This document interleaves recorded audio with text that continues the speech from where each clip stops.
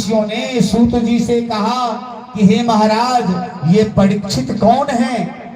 ये परीक्षित कौन है? ये परीक्षित किसके पुत्र हैं? और 7 दिन में मरने का श्राप उनको किसने दिया और क्यों दिया? अब हम लोग असली कथा में प्रवेश कर रहे हैं। श्रीमद् भागवत की कथा, श्री कृष्ण कथा यहां से प्रारंभ होती है। श्री सूत जी ने कहा कि परीक्षित के जन्म के बारे में और परीक्षित के बारे में जो आपने हमसे पूछा, ये बहुत बढ़िया किया, बहुत सुंदर प्रश्न है आपका। मैं परीक्षित के बारे में तो आवश्यक नहीं है मुझे कहना, लेकिन आपने जब कहा तो परीक्षित के बारे में कह देता हूं। और परीक्षित के बारे में जब श्रवण करेंगे तो कन्हैया जी आएंगे, उनके वंश की कथा है, परीक्षित के वंशों की कथा है। बलबाल कृष्ण भगवान की। आइए एक छोटा सा भजन श्रवण कर लें, पुनः हम लोग आगे की कथा में। कन्हैया बिन तुम्हारे जय हो कि जीना लगे,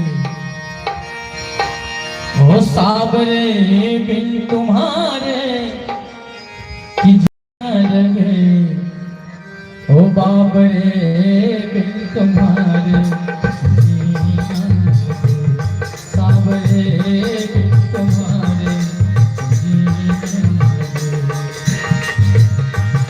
कन्हैया बिन तुम्हारे, सावरिया बिन तुम्हारे जीना लगे, बाबरे बिन तुम्हारे जीना लगे, तो सावरे बिन तुम्हारे जीना लगे।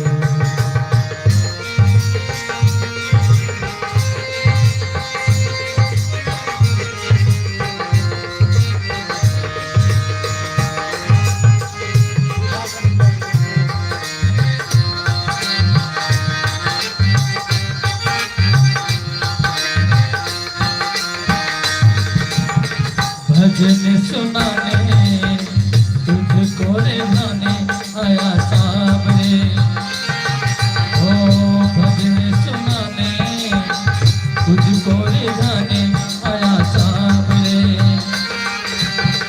तुम न सुनो तो किसको सुनाओ बोलो सामने, तो पी के साज है सारे, पी के साज है सारे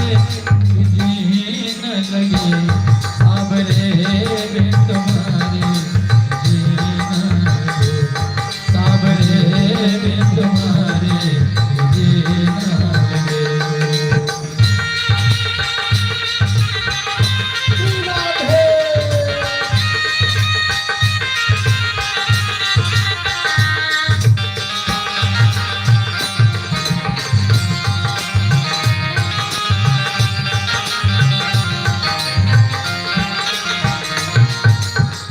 भक्तों ने मिलकर घर को सजाया प्यारे साबरे, ओ भक्तों ने मिलकर घर को सजाया प्यारे साबरे, चांदनी कैसा दिन चंदा से बोला मेरे साबरे, ओ पी के चांद है सारे, ओ पी के चांद है सारे लगे, साबरे बिन तुम्हारे जीना लगे, साबरे बिन तुम्हारे जीना लगे। बोलो वृंदावन बिहारी लाल की। सांवरे बिन तुम्हारे जीना लगे, ये भाव हो जीवन में, संबंध बन जाए।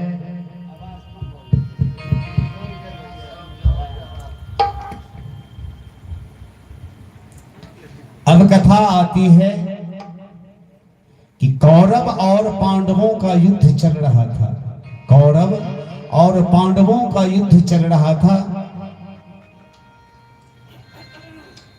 कौरव में मात्र एक बचा हुआ है, दुर्योधन। परमवीर आदरणीय भीम ने अपने बलशाली गदा से दुर्योधन की जंघा को चकनाचूर कर दिया।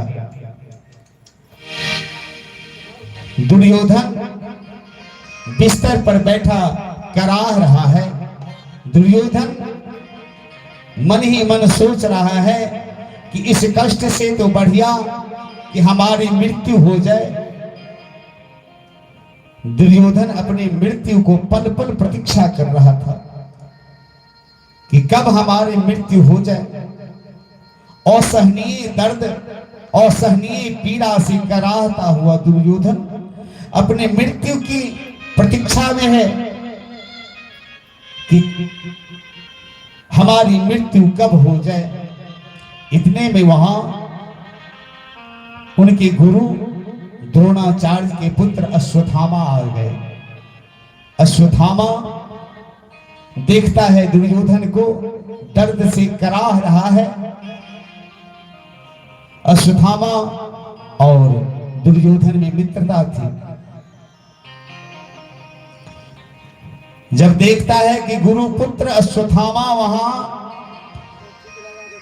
पहुंचा तो अश्वत्थामा ने पूछा कि मित्र दुर्योधन, तुम्हारी ये दुर्दशा किसने की? तुम्हारी जंघा को किसने तोड़ा? किसने ये दुस्साहस किया? एक बार मुझे तो बता दे तुम। आपके साथ में ये दुर्व्यवहार करने वाले को मैं जिंदा नहीं छोड़ूंगा। दुर्योधन ने कहा, मित्र, इसका एक ही उपाय है। अगर तुम कुछ करना चाहते हो मेरे लिए तो अभी के अभी 5 पांडवों को मार के हमारे पास ले आओ। 5 पांडवों को मार दो, जैसे भी हो सके। अगर तूने 5 पांडव को अगर मार दिया तो समझो मैं ये पूरा जीत गया। मेरी ये दुर्दशा है, मैं ठीक हो जाऊंगा। अश्वत्थामा ने कहा, ये कौन सी बड़ी बात है मेरे लिए? ये तो आम बात है। मैं आज ही 5 पांडवों को मार के तुम्हारे सामने प्रस्तुत कर देता हूं। अब वहां से अश्वत्थामा निकला। अश्वत्थामा वहां से निकला जहां पांडव रहते थे, और इधर 5 पांडव, द्रौपदी, कुंती, सब के सब सो रहे हैं। रात का समय है, सब के सब सो रहे हैं। जिसका रक्षक गोविंद है, कन्हैया जिसका रखवाला है, उसका कौन क्या बिगाड़ेगा। 5 पांडव तान चादर के सो रहे हैं और कन्हैया छड़ी लेकर वहां पहरा लगा रहे हैं।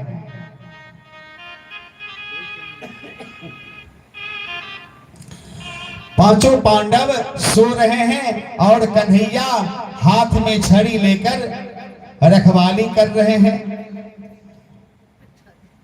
अर्जुन की नींद खुली। अर्जुन की जब नींद खुली तो देखते हैं कन्हैया जग रहे हैं, रखवाली कर रहे हैं हाथ में छड़ी लेकर।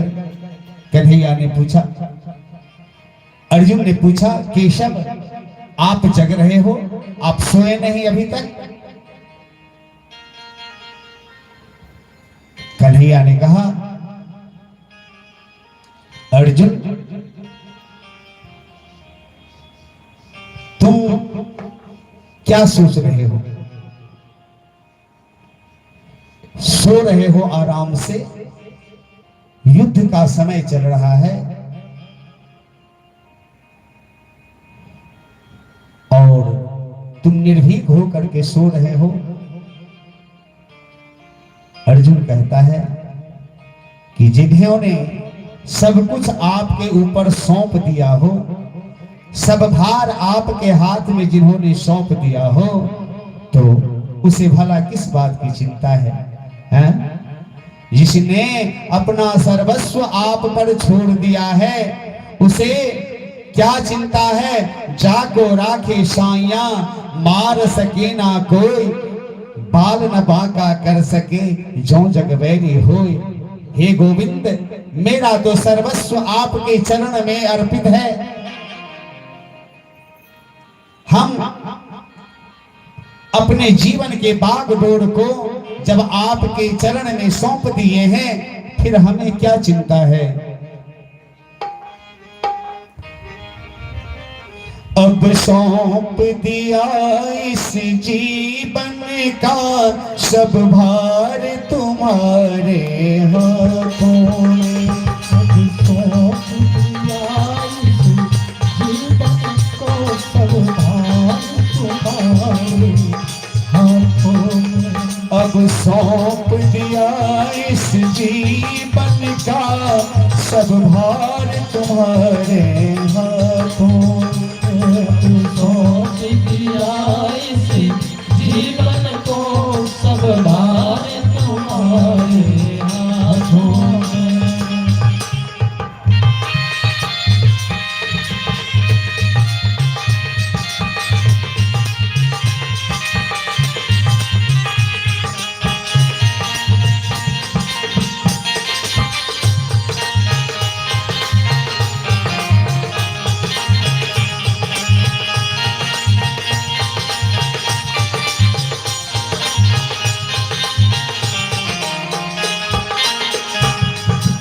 जीत तुम्हारे हाथों में और हार तुम्हारे हाथों में है। जीत तुम्हारे हाथों में और हार तुम्हारे हाथों में। अब सौंप दिया इस जीवन का सब भार तुम्हारे हाथों में। अब सौंप दिया इस जीवन का सब भार तुम्हारे। मैंने तो अपने जीवन के सर्वस्व को आपके चरणों में सौंप दिया है। हे गोविंद, हे कन्हैया, मुझे क्या चिंता। अर्जुन ने कहा, जब जीवन की बागडोर आपको सौंप दी, हम सोएंगे, हमें कौन सी चिंता है। हे कन्हैया, अब कन्हैया ने कहा कि तुम्हें इस स्थान पर नहीं सोना चाहिए अर्जुन, तुम यहां से अलग जाकर के आराम करो। पांचों भाई पांडव वहां से निकल जाते हैं। पांचों भाई पांडवों को किसी दूसरे स्थान पर ले गए। द्रौपदी के पांचों पुत्र वहीं पर सोते रह गए। द्रौपदी के जो 5 पुत्र हैं, वो पांचों पुत्र वहीं सोते रह गए। अब अश्वत्थामा जो है, अश्वत्थामा आता है वहां से दुर्योधन के कहने पर। अश्वत्थामा ने क्या किया, उस पांचों बच्चे को, 5 जो बच्चे थे, अश्वत्थामा जो देखता है वो पांचों पांडव के बच्चे हैं। भीम का जो पुत्र था, बिल्कुल भीम के जैसे उसका मुंह लग रहा था। अर्जुन का जो पुत्र था, अर्जुन के जैसे बिल्कुल। युधिष्ठिर के पुत्र युधिष्ठिर के जैसे लग रहे हैं। नकुल सहदेव के पुत्र नकुल सहदेव के जैसे लग रहे हैं। अश्वत्थामा आकर उस पांचों बच्चे के गर्दन को काट देता है और उस बच्चे को लेकर वहां से चला जाता है दुर्योधन के पास। मित्र दुर्योधन,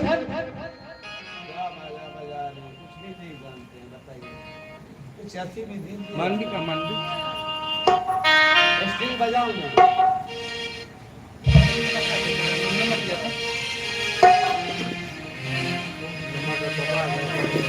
दुर्योधन के पास जाते हैं अश्वत्थामा और कहता है, मित्र ये लो, मैं पांचों पांडवों को मार के तुम्हारे लिए उसका सिर तुम्हारे पास लाया हूं।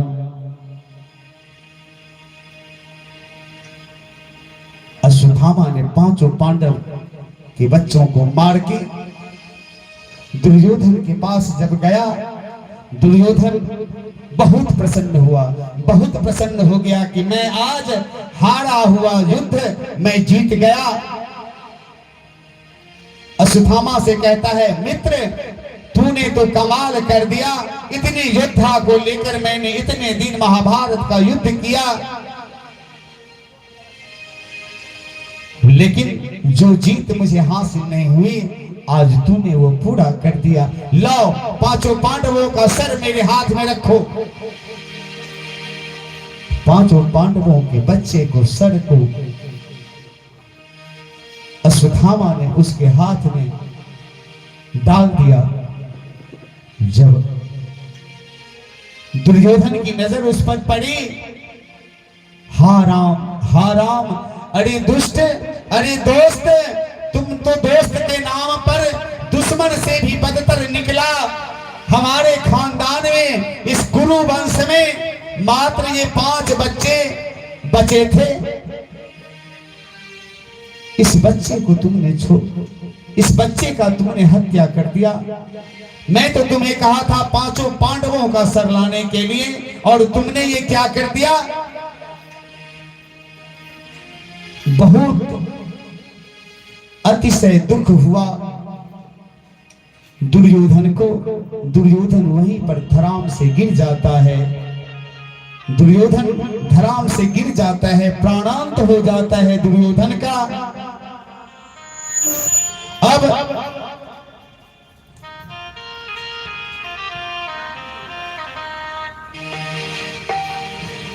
अब बच्चे को तो वहां सर काट करके ले गया। अब यहां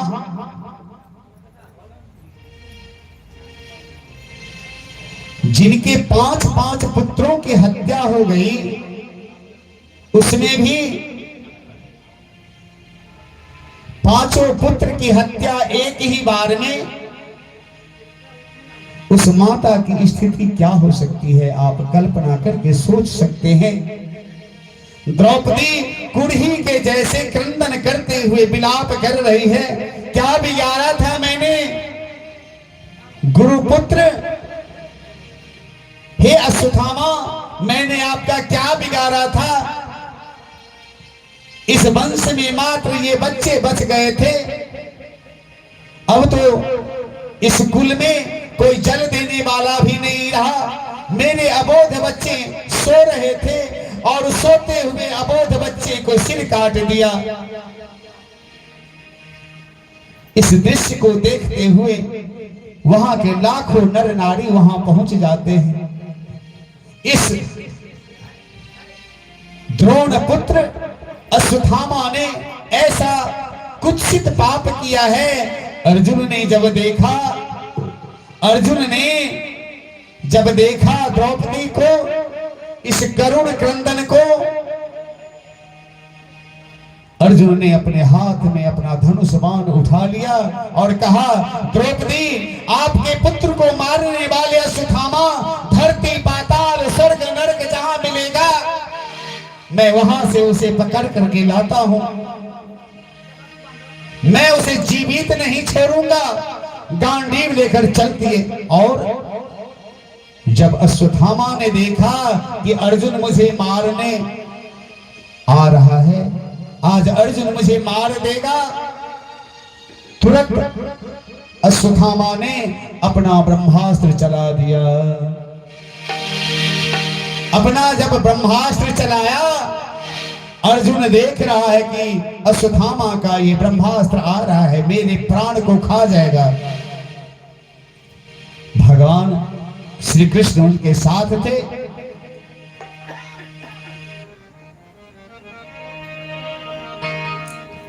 भगवान के चरणों में गिर जाते हैं अर्जुन और भगवान के कहते हैं, कृष्ण कृष्ण महाभागो,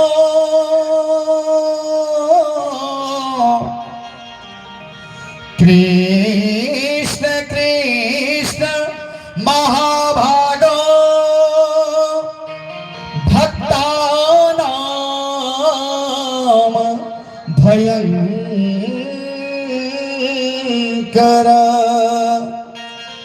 त्वमेकं दह्यमानानां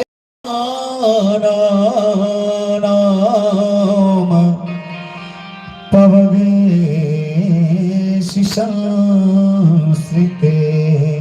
हे कन्हैया, हे केशव, हे माधव, मेरे प्राणों की रक्षा करिए। हे माधव, हे कन्हैया, अश्वत्थामा ने मेरे ऊपर ब्रह्मास्त्र का प्रयोग कर दिया है, इससे बचना तो मुश्किल है। ये ब्रह्मास्त्र मुझे जलाकर भस्म कर देगा। भगवान तो भगवान होते हैं। भगवान मुस्कुरा रहे हैं, भगवान हंस रहे हैं।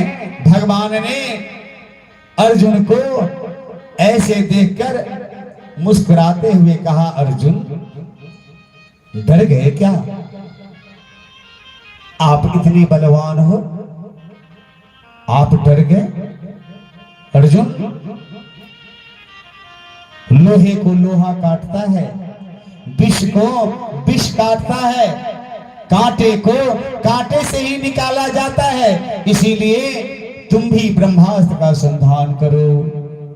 अब क्या हुआ कि अर्जुन ने भी ब्रह्मास्त्र को चला दिया। आकाश मार्ग में बहुत जोर से आवाज हुई, दोनों ब्रह्मास्त्र टकरा गया। दोनों ब्रह्मास्त्र जब टकरा गया तो दोनों शक्तिहीन होकर पृथ्वी पर जाकर के शांत हो गया। और अब क्या हुआ कि अर्जुन जाकर अश्वत्थामा को पकड़ लेता है। अश्वत्थामा को पकड़ के खींचकर घसीटते हुए उन लाखों नर नारियों के बीच में घसीटता हुआ लाया और बोला, द्रौपदी, तुम्हारे अबोध बालक का हत्यारा ये दुष्ट अश्वत्थामा है। हमारे गुरुदेव के चरित्र पर कलंक लगाने वाला यह अश्वत्थामा। आप लोग बोलिए, मैं इसे 5 बार मारूं? इन्हें 5 बालकों का, निरपराध अबोध बालकों का हत्या किया है। आप कहिए, हे द्रौपदी, आप कहिए इसका वध मैं कैसे करूं? लोग कहने लगे कि देखिए, इतने बड़े गुरु द्रोणाचार्य के पुत्र और ऐसा निकृष्ट कर्म, प्रायः कहते हैं, गोस्वामी तुलसीदास जी कहते हैं,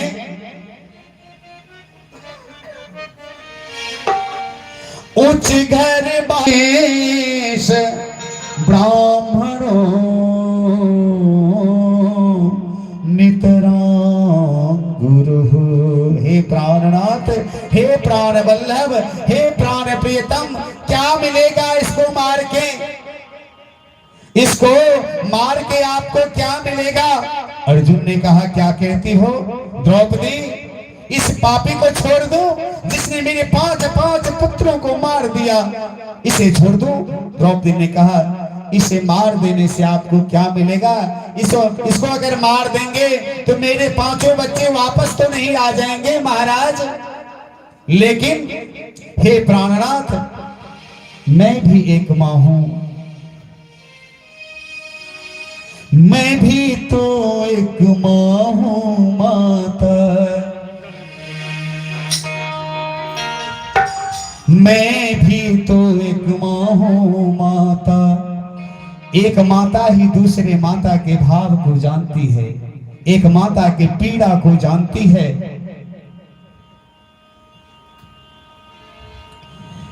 अगर आपने इसे मार दिया, अगर आपने इसे मार दिया तो आपके गुरु माता जो हैं द्रोणाचार्य की विधवा, वो विधवा का निर्वहन कैसे होगा? जैसे आज मैं रो रही हूं कुरही के भांति, ऐसे ही रुदन करेगी अश्वत्थामा की मां।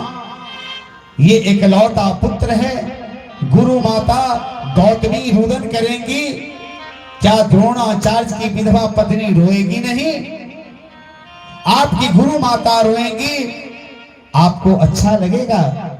आप तो वीर हैं, अब अर्जुन ने सोचा कि इसके द्रौपदी के मन में करुणा की भाव आ गई है, करुणा का भाव भर आया है, लेकिन राजनीति और संविधान में, राजनीति संविधान में करुणा शब्द का कहीं जगह नहीं होता।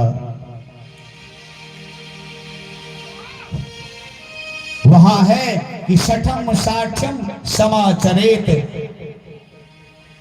इसकी मृत्यु तो निश्चित है। अब महाराज अर्जुन जो है, अर्जुन पूछते हैं किनसे, तो युधिष्ठिर से पूछा, क्यों भैया इसे मार दें? युधिष्ठिर ने कहा जो शास्त्र सम्मत बात हो वैसा करो। भीम से पूछा तो भीम ने कहा अर्जुन तुम नहीं मारोगे तो मैं अभी इसको मार देता हूं। नकुल सहदेव ने कहा मजले भैया ठीक कह रहे हैं, इसे तुरंत मार देना चाहिए। लेकिन द्रौपदी बार बार कहती है मत मारो मत मारो, ये ब्राह्मण है, ब्राह्मण को मत मारो, ये ब्राह्मण कुमार है। अब अर्जुन ने गोविंद से पूछा कि हे गोविंद, अर्जुन सबसे पूछ रहे हैं और हमारे गोविंद वहां खड़े खड़े मुस्कुरा रहे हैं। जब गोविंद के पास जाते हैं अर्जुन ने गोविंद के चरण पकड़कर कहा कन्हैया कृपया आप मेरा मार्गदर्शन कराइए। कन्हैया ने बहुत सुंदर बात बताई। देखिए भगवान क्या कह रहे हैं,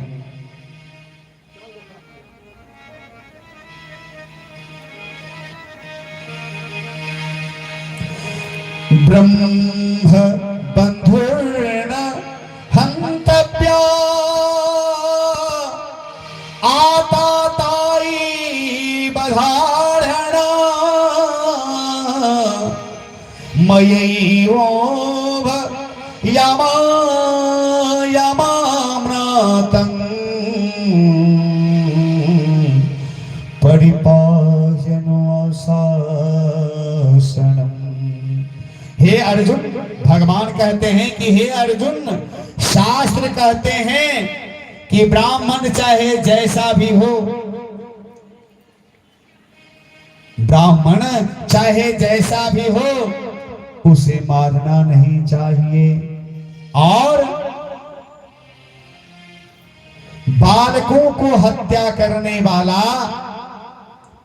बच्चे को मारने वाला वो अताताई होता है, अताताई होता है। बच्चों को वध करने वाला अताताई है। और अताताई कोई भी हो, ब्राह्मण हो या क्षत्रिय हो, राक्षस हो, कोई हो, अताताई का कोई धर्म ही नहीं है।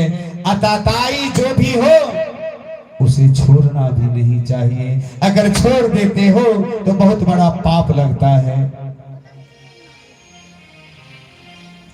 तो भगवान कहते हैं कि ब्राह्मण को मारना नहीं चाहिए, और बालकों का हत्यारा अतताई कोई भी हो उसे छोड़ना नहीं चाहिए। ये ब्राह्मण है, इसे मारने का अधिकार तुम्हें नहीं है, और ये अतताई है, बालकों का हत्यारा है। अगर इसे छोड़ देते हो तो तुम्हें बहुत बड़ा पाप लगेगा, इसीलिए इसे मारो भी नहीं और छोड़ो भी नहीं। अब तो अर्जुन महाराज को विस्मय में डाल दिए भगवान। अब क्या करेंगे? वहां पूरा वातावरण सन्नाटा छा गया इस बात को सुनकर कि कन्हैया ने कैसा फैसला दिया। भीमसेन कहने लगे वाह वाह वाह कन्हैया, आपके जैसा अगर जज हो जाए दो चार तो पूरी दुनिया में तो जय जय हो जाएगा। मारो भी नहीं और छोड़ो भी नहीं। भगवान कहते हैं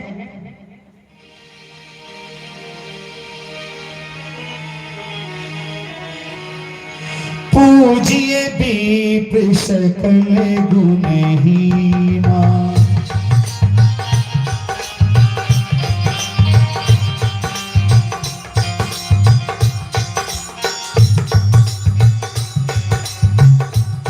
पूजिए पीप्र सकल गुणहीना सूत्रण गुण गण वेद प्रवीणा परहित सरिस धर्म नहीं भाई।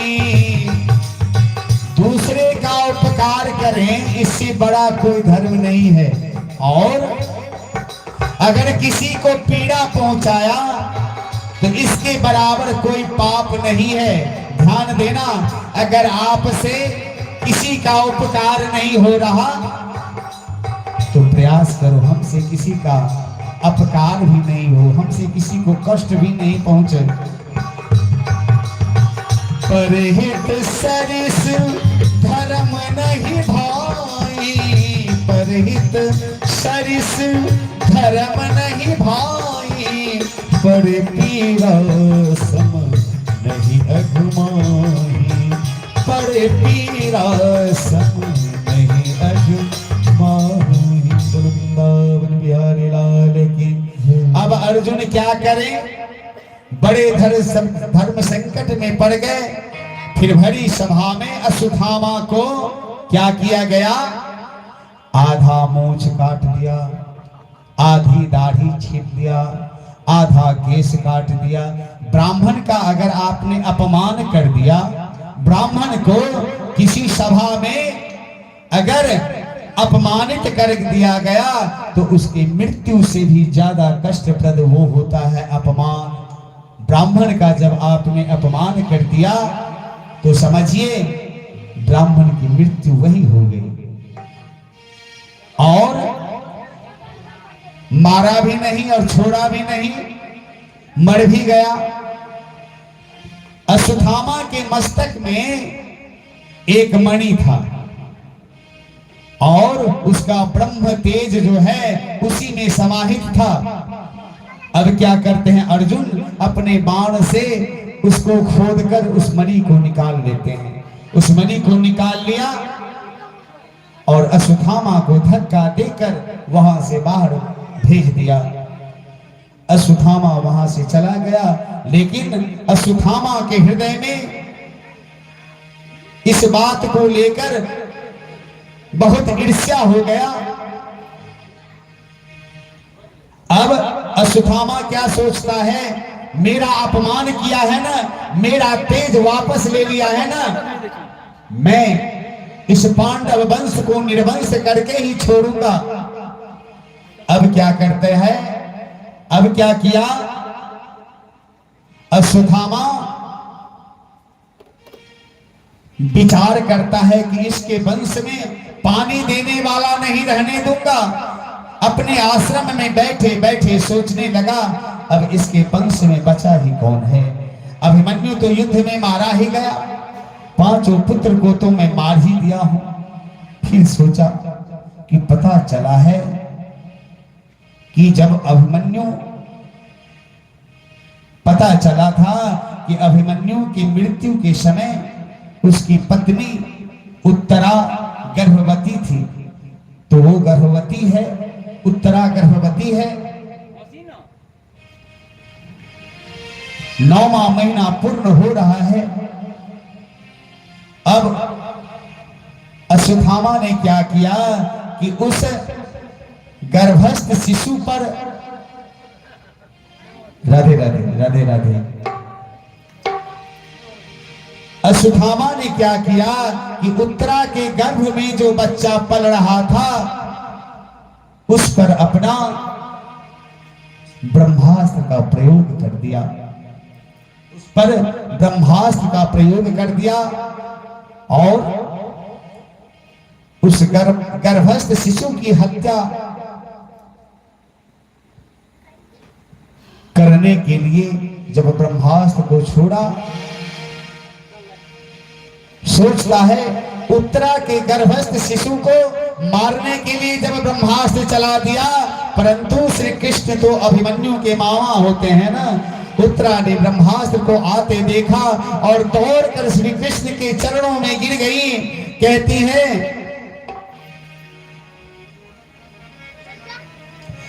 पाहि पाहि महायोगिन देव देव जगत पते नान्यं त्वदभयं पश्ये यत्र मृत्यु परस्परम। हे गोविंद, मेरे प्राणों की रक्षा करिए। ये ब्रह्मास्त्र मुझे जलाकर भस्म कर दे, इसकी मुझे कोई परवाह नहीं गोविंद। लेकिन हे गोविंद, पांडवों के वंश में जो अंतिम ये चिराग हमारे गर्भ में पल रहा है, अगर ये नष्ट हो गया तो पांडव के वंश में कोई पानी देने वाला नहीं रहेगा। हे गोविंद, आप कोई उपाय करें। भगवान ने कहा, बेटी कुछ देर के लिए आप शांत रहें, अपनी आंखें बंद करें। अपनी आंखें बंद करके उत्तरा ने भगवान से प्रार्थना करने लगी।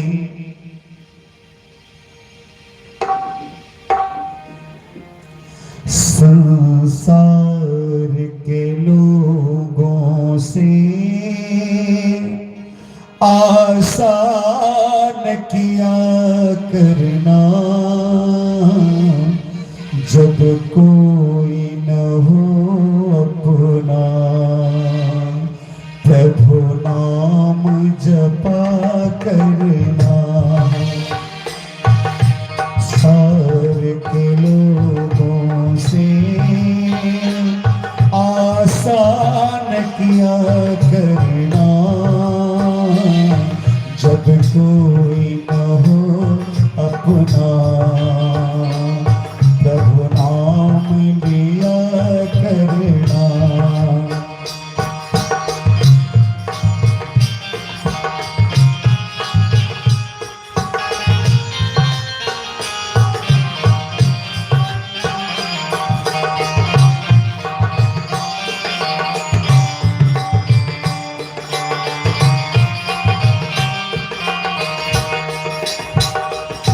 जीवन के समंदर में तूफान भी आते हैं।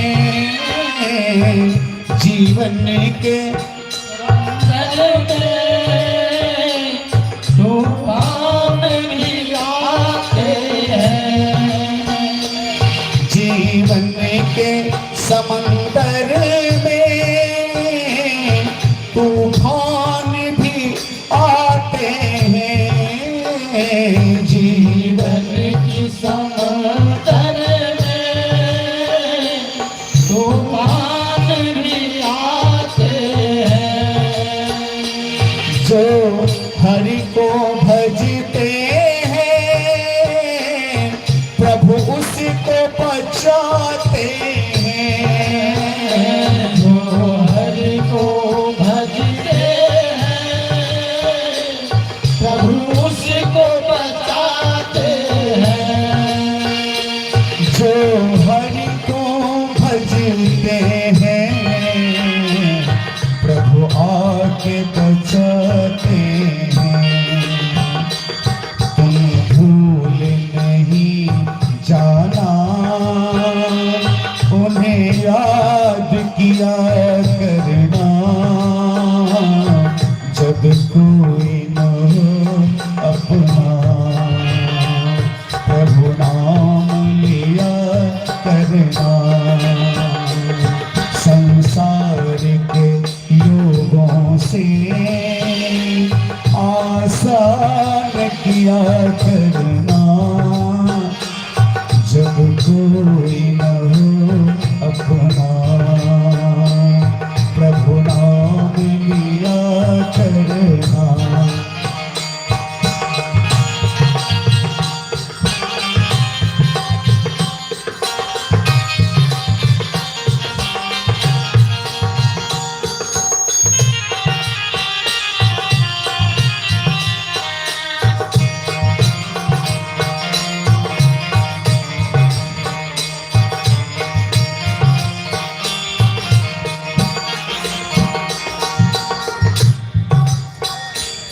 क्यों भूल गए बंदे, ये जग तो वीराना है। क्यों भूल गए बंदे, ये जग तो वीराना है। क्यों भूल गए बंदे, ये जग तो वीराना है। क्यों भूल गए बंदे, यह जग तो वीराना है। तू आया जहां से है, तुम्हें लौट के जाना है।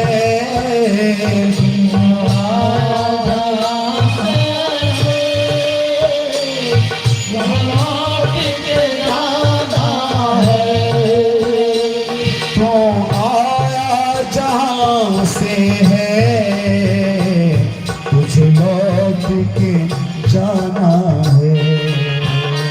संसार के लोगों से आसान किया करना, जब कोई न हो अपना, हरि नाम लिया करना। संसार के लोगों से आसान किया करना, जब कोई न हो अपना, हरि नाम लिया करना, जब कोई न हो अपना। ताली बजा के सेवा। राधे राधे।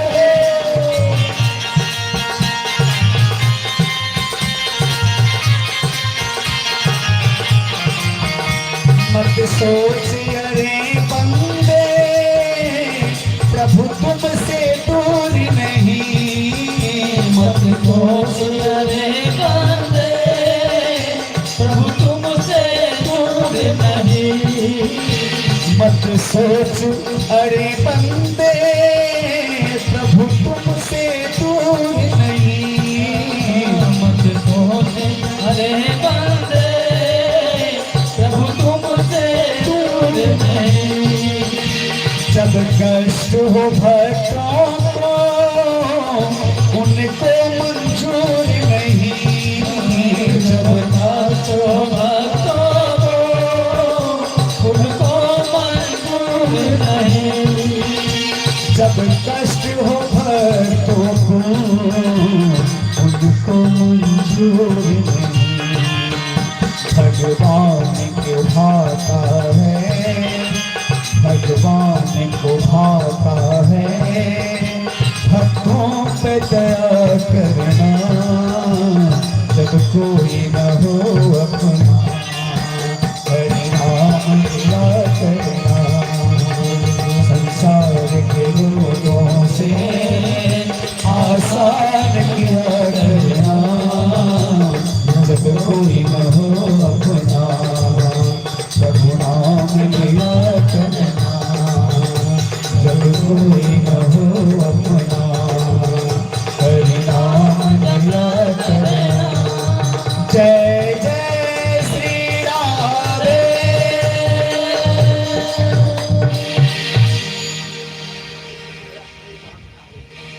उत्तरा भगवान के चरणों में गिर जाती है और कहने लगती है कि हे माधव, हे गोविंद,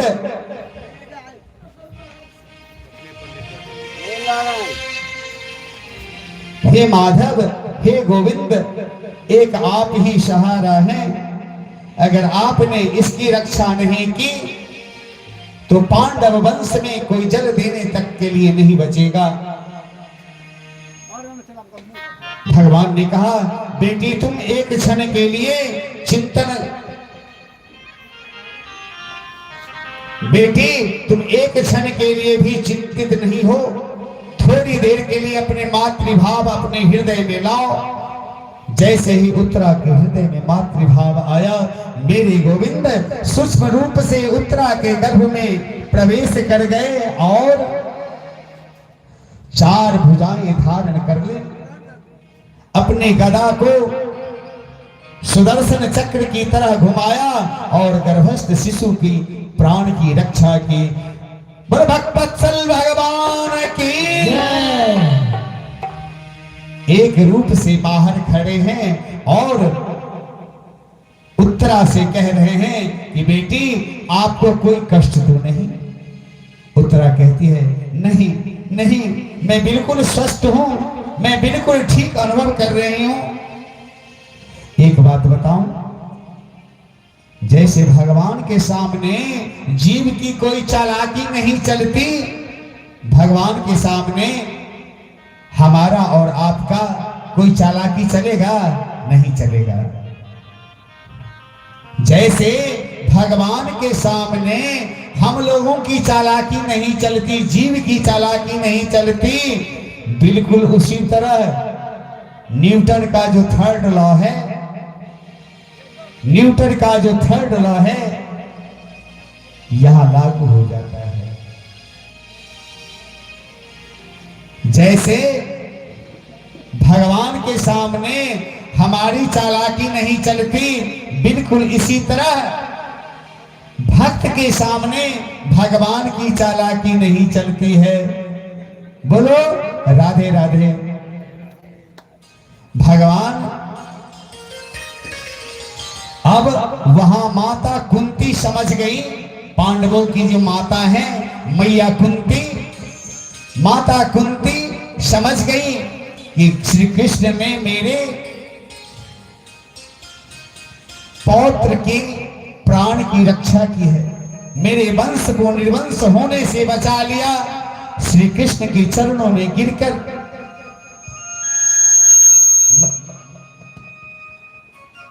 श्री कृष्ण के चरणों में गिरकर मैया कुंती कहती है, हे कृष्ण द्वारका वासिन देव देव जगत पते, हे गोपाल मैं आपको प्रणाम करती हूँ। आप तो साक्षात जगदीश्वर हैं, आप परम पिता परमेश्वर हो। हे कन्हैया आप जगत के नियंता परात्पर अखिलेश्वर निर्गुण ब्रह्म सगुण बनकर आप यहां उपस्थित हुए हैं। हे मेरे प्रभु आप ही सर्वज्ञ हो, आप ही इस जगत के आधार हो। तब मेरे प्रभु ने कहा, बुआ जी आप क्या कहती हैं? मुझे भगवान बनाती हैं, मुझे परमात्मा कहती हैं? अरे मैं तो आपका भतीजा हूं, भतीजा। कुंती कहती है, लाला तुम्हारा ये नाटक बड़ा विचित्र है, किसी को बुआ बनाते हो, किसी को बाबा बनाते हो, किसी को पर बाबा बनाते हो, और सब के सब तो तुम खुद हो, तुम ही सब कुछ हो। कन्हैया कहते हैं, अच्छा चलो जब आप लोगों ने मुझे भगवान कह ही दिया, भगवान मान ही लिया, तो एक बात करो, मैं भगवान हूं तो आप सभी कुछ जो चाहे हमसे मांग लो, जो मांगना है आज हमसे मांग लो। अगर आप लोग हमें भगवान मानते हो तो सबसे बड़े यहां हैं युधिष्ठिर। युधिष्ठिर जी से भगवान कहते हैं, भैया युधिष्ठिर आप जो मांगना चाहे मांग ले। युधिष्ठिर ने, आप तो सबसे बड़े हैं, आपको सबसे पहले मांगने का अधिकार होता है। महात्मा युधिष्ठिर ने कहा,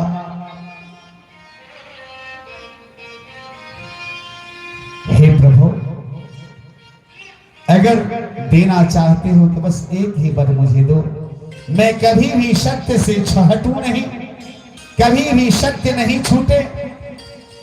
भीमसेन ने कहा, गोपाल मैं तो ऐसे ही बदनाम हूं, मुझे सब भोजन भक्त कहते हैं, मुझे दुनिया सब भोजन भक्त कहते हैं, मुझे बदनाम कर दिया है। हे माधव अगर मुझे देना है तो यही वरदान दें कि हर समय खाते पीते सोते बैठते तुम्हारा चिंतन करता रहूं। अब अर्जुन की बारी आई। अर्जुन ने कहा मैंने तो आपको अपना गुरु बनाया है, ये भाव हमेशा बनी रहे। सुभद्रा कहती है कन्हैया आपका चरण एक पिंजरा है और मेरा मन राजहंस है। मेरा मन रूपी हंस आपके चरण रूपी पिंजरा में जाकर फंस जाए, आपके चरणों में ही अपना जीवन गुजार दो। अब द्रौपदी ने कहा, देखिए द्रौपदी के बारे में बता दूं, द्रौपदी सामान्य स्त्री नहीं है, द्रौपदी अजोनिजा है। द्रौपदी को शापवश एक बार ऐसा कथा है कि महादेव सदाशिव शंकर के आराधना करने पर 5 बार पति चाहिए पति चाहिए कह दिया। उसी के लिए ये द्रौपदी के योनि में आई हैं। द्रौपदी के रूप में 5 पति को प्राप्त करके पांचाली कहती हैं। लेकिन द्रौपदी जैसे परांबा जगत जननी सीता जगदम्बा पार्वती काली लक्ष्मी सरस्वती ऐसे ही द्रौपदी हैं। अब द्रौपदी की बारी आती है। द्रौपदी क्या कहती हैं? द्रौपदी ने कहा गोपाल मैंने तो आपको हमेशा सखा माना है, बस ये सखा और सखी का जो भाव है कभी हृदय से जाए नहीं, ये भाव हमारे बने रहें। सबने कुछ न कुछ मांग लिया, लेकिन अब पांडवों की माता कुंती की बारी आती है।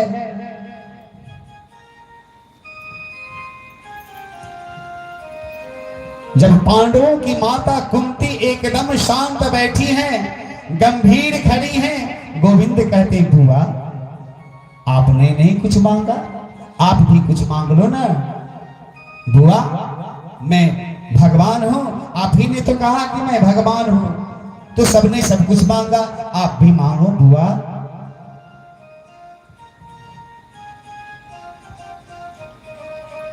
कुंती कहती है मैं क्या मांगू? मांगते तो वो हैं जिनके पास कुछ नहीं है, मांगते वो हैं जिनके पास कुछ है नहीं, और जिनके पास सर्वस्व पहले से है वो भला क्या मांगे। कन्हैया बोले नहीं बुआ कुछ तो मांगना पड़ेगा ही, आज मुझे आपको कुछ देने की इच्छा हो रही है, बुआ आप मांग लो। कुंती ने अपने साड़ी के आंचल को हाथ में लेकर कन्हैया के सामने फैला दिया। क्या कन्हैया देना चाहते हो? देना चाहते हो बुआ को? तो ये आंचल है, मेरा आंचल फैला के मांग रही हूं। अगर देना है तो इस आंचल को भर देना। क्या कहती है कुंती? विपदः सन्तुनः शाश्वतत्र तत्र जगत गुरो भवतो दर्शनं यत्सद पुनः दर्शनम। हे माधव अगर देना चाहते हो ना तो मेरे जीवन में इस आंचल में भर दो। मेरे जीवन में विपत्ति पर विपत्ति, उसके बाद विपत्ति, विपत्ति पर विपत्ति देते रहो। हे माधव, हे कन्हैया, हे केशव, अगर देना चाहते हो तो मेरे जीवन विपत्ति से भर दो, विपत्ति से भर दो। सब के सब शांत हो गए। वहां कहते हैं कन्हैया बुआ ये आपने क्या मांगा? एक विपत्ति जाए दूसरी विपत्ति आ जाए, एक विपत्ति आए दूसरी विपत्ति आ जाए। आपने कब जीवन में, मुझे लगता है कन्हैया कह रहे हैं कि मुझे लगता है कि आपके जीवन में आप जब से इस शरीर को धारण किया है आपके जीवन में कभी सुख नहीं हुआ। जरा सोचे कुंती के बारे में। और आज आप कुछ मांगने के लिए बोला तो विपत्ति मांग रही है। हे बुआ, आप कुछ ऐसा मांगे कि इस दुख की निवृत्ति हो। ये विपत्ति कोई मांगने की चीज है क्या? कुंती ने कहा, गोपाल, जिस दुख में तुम्हारी याद आती है ना, जिस दुख में तुम्हारी याद आ जाए उससे बड़ा सुख कौन हो सकता है। मैं तुम्हारी, हे कन्हैया, मैंने जो मांगा मुझे वही दो। कन्हैया ने कहा, बुआ, अब ये दुख आपको नहीं दे सकता। संपूर्ण जीवन तो आप दुख में ही बिताया है। जरा कुंती के जीवनी पर ध्यान देना। कुंती के बारे में आप लोग जानते होंगे। कुंती के बारे में जरा गौर से सुनना कि कुंती क्या है, कुंती के जीवन में क्या क्या हुआ। कुंती का जन्म मथुरा में सूरसेन के यहां हुआ था। मथुरा में कुंती का जन्म सूरसेन के यहां हुआ। लेकिन जन्म लेने के बाद इनके यहां कुंती भोज नाम के राजा गए। सूरसेन से कहा कि बहुत प्यारी बेटी है सूरसेन, मैं इसे पालूंगा, इस बच्चे को मुझे दे दो। जन्म लेते ही सूरसेन के यहां से कुंती भोज के यहां आ जाती है। और कुंती भोज के यहां जाने के बाद इनका नाम कुंती पड़ जाता है। गौर करेंगे सज्जनों, भक्तों, कुंती का जीवन क्या है। कुंती का नाम, असली नाम पृथा रखा गया था। कुंती भोज कि यहां आने के बाद उनका नाम कुंती पड़ा। इनका जन्म कहीं हुआ, पालन कहीं और हुआ। जिस बालक का जन्म कहीं और हो और पालन कहीं और हो, क्या उसका बचपन सुख में बीतेगा? कुछ भी हो, अपनी माता पिता जो होते हैं अपने बच्चे के प्रति कितने लालायित होते हैं। अब जन्म कहीं और हुआ, लालन पालन कहीं और हुआ, इससे बड़ा दुख और क्या होगा। अब थोड़ा सा किशोरा अवस्था में प्रवेश की कुंती, किशोरा अवस्था में आई, विवाह हुआ। किशोरा अवस्था में आकर के कुंती का विवाह हुआ। विवाह भी हुआ तो किससे? ऐसे पुरुष से जो जन्म से ही बीमार थे, रुग्ण थे। ऐसे पति जो पीलिया रोग से ग्रस्त था और माद्री नाम की एक पत्नी उसकी और थी, उसका नाम पांडु था। पांडु, राजा पांडु से कुंती और माद्री का विवाह हुआ। राजा पांडु पीलिया रोग से ग्रस्त थे। वो पति के साथ, पत्नी के साथ रह नहीं सकते, उन्हें श्राप मिला था। लेकिन फिर भी कुंती सोचती है, माद्री सोचती है, चलो कोई बात नहीं, पति जो है भला है बुरा है, पति तो परमेश्वर है। लेकिन पति तो पीलिया रोग से ग्रस्त हैं और ऐसे पति से कोई सुख प्राप्त नहीं करे। पति पत्नी का जो सुख है ऐसे पति से संभव नहीं हो पाया। ऐसे पति से कोई अगर सुख नहीं प्राप्त किया, क्योंकि पांडु का श्राप था, पांडु को श्राप मिला था कि जब भी वो अपने पत्नी के साथ संबंध बनाने के भाव से जाएगा उसकी मृत्यु हो जाएगी। जंगल में एक शिकार करने गए थे पांडु, एक ऋषि अपने पत्नी के साथ, दिन का समय था, वन में गए थे।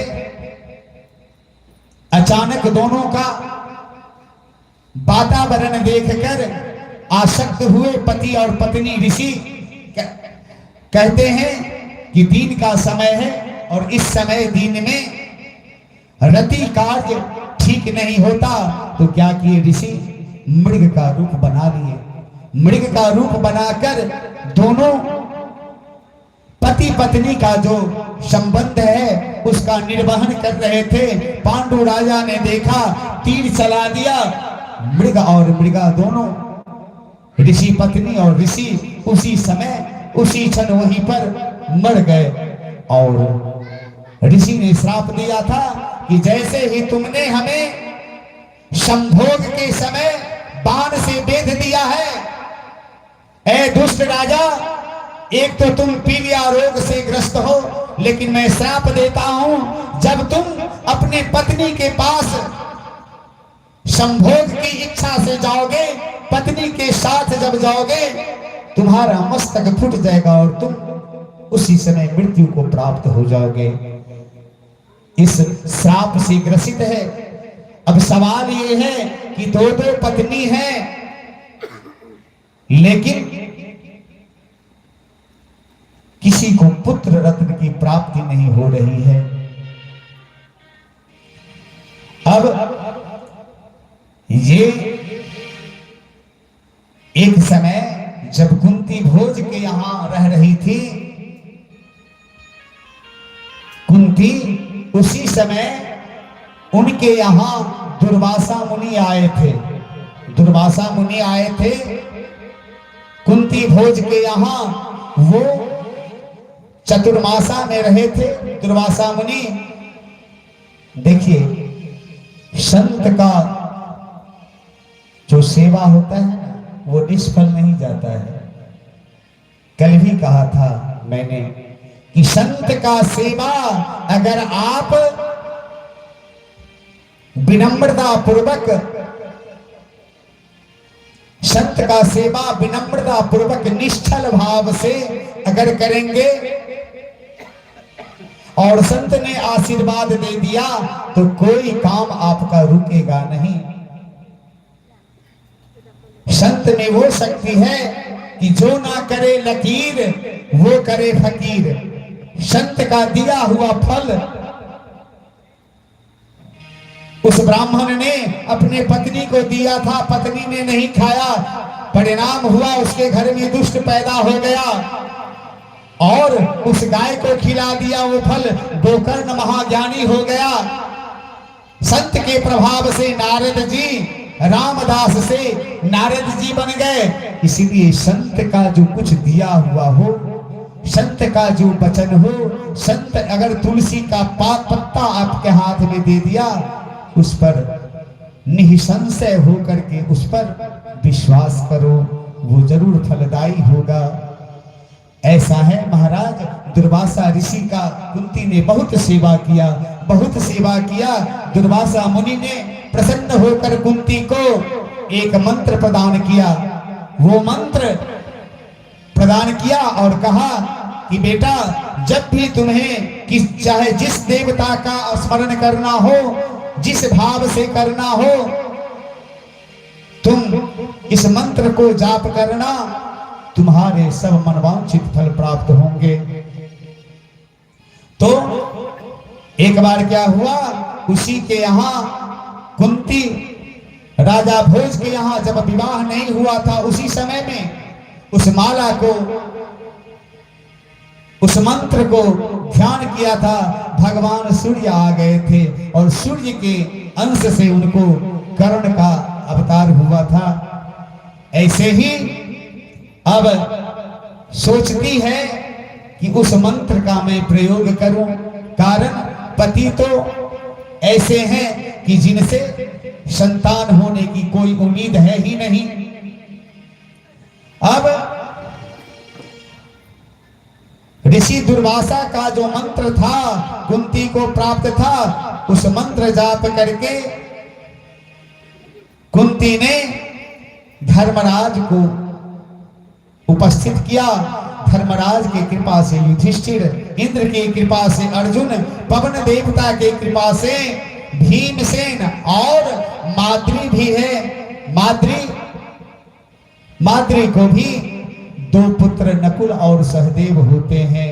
अश्विनी कुमार के कृपा से सहदेव और नकुल की प्राप्ति होती है। अर्थात कुंती की युवा अवस्था भरे जवानी में विधवा हो जाती है। सुख में जीवन कभी व्यतीत नहीं हुआ। आप गौर करके देख सकते हैं। पति की असमय मृत्यु हो गई। कारण एक बार क्या हुआ, माद्री के साथ वन में गए पांडु। माद्री और पांडु दोनों गए जंगल में, एक आश्रम बना करके रहने लगे। भगवान का स्मरण करने लगे कि अब चलो, अब भगवान का स्मरण करते हैं। कुंती भी चली जाती है वहां। एक दिन संयोगवश माद्री बहुत सुंदरी थी। माद्री जो थी परम सुंदरी थी, और एक तो सुंदरी थी ही, ऊपर से उसे क्या आज विचार आया, 16 श्रृंगार करके आश्रम में खड़ी हैं। जब 16 श्रृंगार करके आश्रम में, देखिए एक बात ध्यान देना माताएं बहनों, बुरा मत मानना। जब पति बीमार हो, पति विदेश में हो, पति बाहर में रहते हो और आप घर पर हैं, तो श्रृंगार करना मना है। आप तब श्रृंगार करके बाहर कम से कम नहीं जा सकती। सामान्य वेश में आप रहिए, ये हमारे धार्मिक मर्यादा है। और अगर बुरा लगे तो मुझे कुछ मत बोलना। कई जगह मुझे सुनने में आ जाता है कि पंडित जी ये सब क्या बोलते हैं, ये सब मत बोलिए, जो कहते हैं वो कहिए। तो जिनको बुरा लगे वो क्षमा कर देंगी। पति अगर बीमार हैं, लाचार हैं, तो उनके सामने श्रृंगार करके मत जाएं। ऐसा हुआ महाराज। माद्री 16 श्रृंगार करके आज आश्रम में बैठी हैं, और कुंती जंगल से फल लाने गई है। माद्री को जब देखा, पांडु ने भूल गया उस श्राप को। वो कामासक्त होकर माद्री को पकड़ लिए। माद्री को जब पकड़ लिए तो माद्री भी शांत हो गई, कुछ बोल नहीं पाई। परिणाम ये हुआ कि तत्क्षण पांडु की मृत्यु हो गई और कुंती और माद्री दोनों विधवा हो गई। लेकिन तब तक कुंती आती है। कुंती ने कहा क्या हुआ क्या हुआ। माद्री ने सभी बातें बता दी, और माद्री ने कहा कि दीदी ये सब मेरे कारण हुआ है, न मैं श्रृंगार करके इनके पास जाती, न इस तरह का होता, इसलिए मैं इनके साथ सती बन जाती हूँ। माद्री सती बन गई वहीं, और कुंती अपने घर को लौट जाती है बच्चों के साथ। तो अब बताइए, विचार करिए कि एक ऐसी विधवा नारी ऐसे विषय में, ऐसे परिस्थिति में 5 पुत्रों को कैसे संभाल कर पाल सकती है। 100 पुत्र, गांधारी के 100 पुत्र 24 घंटे इस प्रयास में रहते थे कि कभी जहर देकर मार दूं इस 5 बच्चे को, कभी लाक्षा गृह में जला दूं, कभी कुंती के बेटे को अपमानित करके भरी सभा में उसके बहू को लाकर निर्वस्त्र करने का प्रयास। बताइए कुंती के जीवन में कितना विपत्ति है। और वो कुंती आज भगवान ने जब कहा कि कुछ मांगो, तो क्या कहती है कि मुझे विपत्ति पर विपत्ति दे, विपत्ति पर विपत्ति दे। हे बुआ, मैंने तो सब कुछ देखा है, आज तुमसे कुछ मांगने के लिए मैं कहा तो आप आंचल फैलाकर दुख ही मांग लिया। कुंती कहती है कि हे गिरधारी, सुख के माथे सिल पड़े जो हरि हृदय से जाए, बलिहारी वा दुख की जो पल पल नाम जपाए। सुख में सुमिरन सब करे, दुख में सुमिरन सब करे, सुख में करे न कोई। कहने का भाव विपत्ति में भगवान की भजन होता है। कन्हैया, जब ऐसा सुख लेकर के मैं क्या करूंगा गोविंद, जो परमात्मा को भुला दे। सुख आने के बाद लोग भगवान को भूल जाते हैं। मैं संपत्ति लेकर क्या करूंगा, जो कन्हैया को विस्मित करा दे। संपत्ति आने के बाद, सुख आने के बाद धीरे धीरे भगवान का नियम है, आपको उसमें भुला देगा और अपने ध्यान से भटका देगा। विपदो नैव विपदः संपदो नैव संपदः, विपद नारायण विस्मृते संपन्न नारायण स्मृते। विपत्ति को विपत्ति नहीं कहते, संपत्ति को संपत्ति नहीं कहते। गोविंद को जब भूल जाए, गोविंद को भूल जाना ही सबसे बड़ी विपत्ति है। गोविंद को भूल जाना ही सबसे बड़ी विपत्ति है। रामचरितमानस का पाठ आप लोग करते होंगे, उसमें हनुमान जी कहते हैं, कह हनुमंत विपत्ति प्रभु सोई,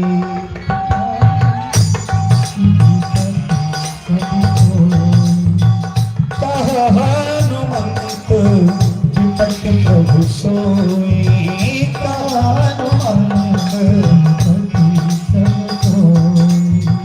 जब तब सुमिरन भजन न होए, जब तब सुमिरन भजन न होए।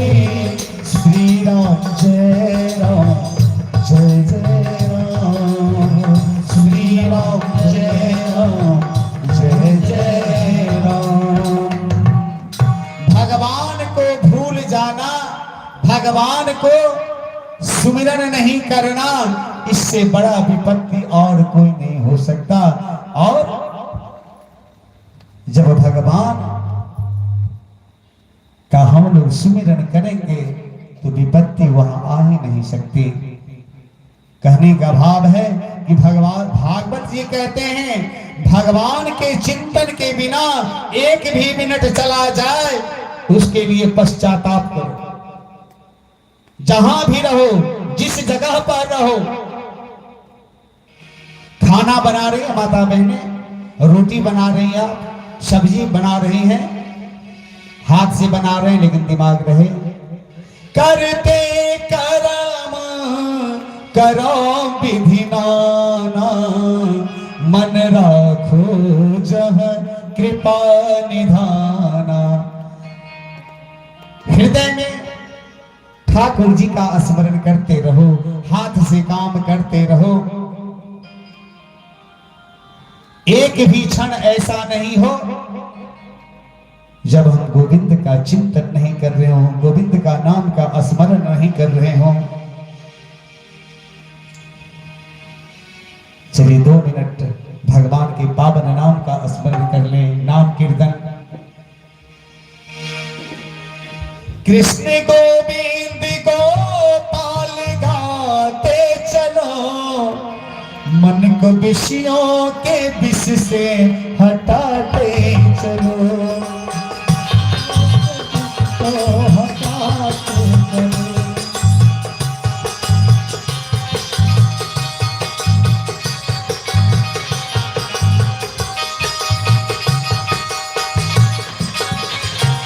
बोल गोविंद गोपाल की जय। मन को विषयों के विष से भगाते चलो, नाम जब उनका जप करते रहेंगे तो भगवान कभी न कभी दर्शन जरूर देंगे। अब क्या होता है कि हमारे गोविंद समस्त पांडवों को लेकर, द्रौपदी को साथ लेकर भीष्म पितामह कुरुक्षेत्र में बैठे हैं। वो शर के शैया पर, बाणों से बिंधे हुए शैया पर भीष्म पितामह वहां प्रतीक्षा कर रहे हैं गोविंद का।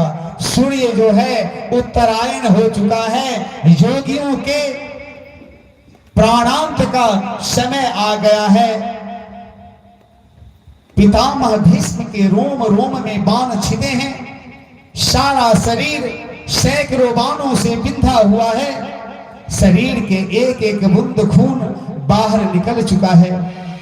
जब पितामह भीष्म ने पांडवों के साथ देख रहे हैं कि द्रौपदी,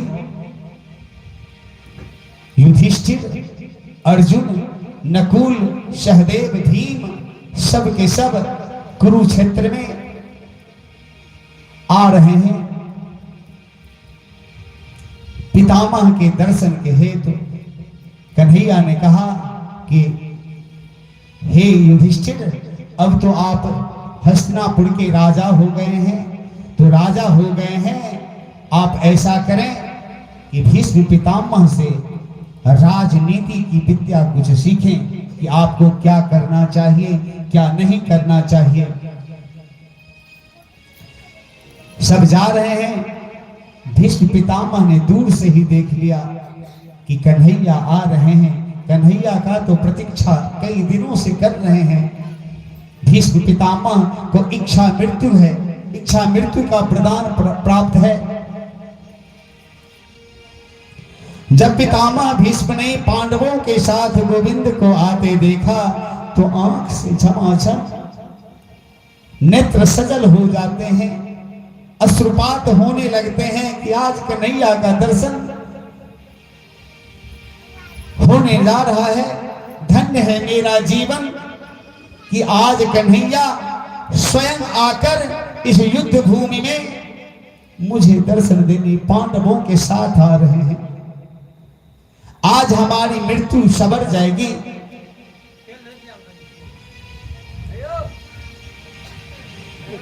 अब भगवान कृष्ण ने सामने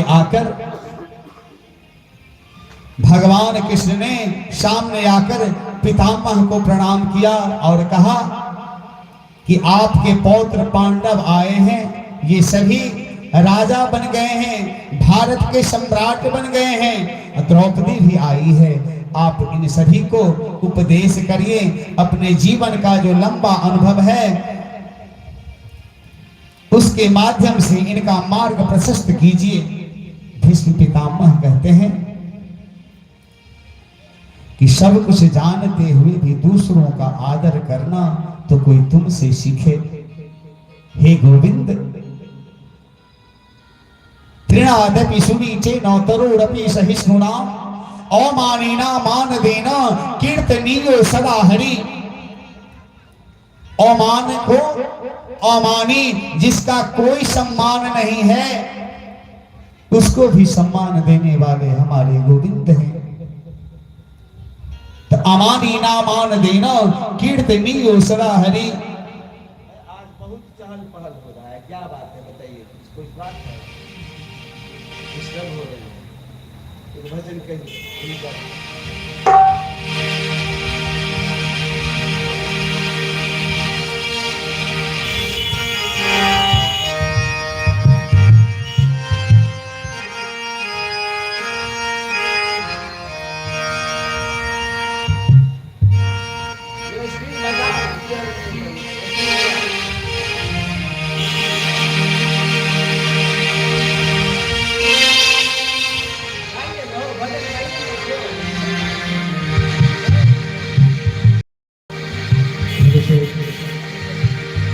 मेरे सिर पे रख दो कान्हा,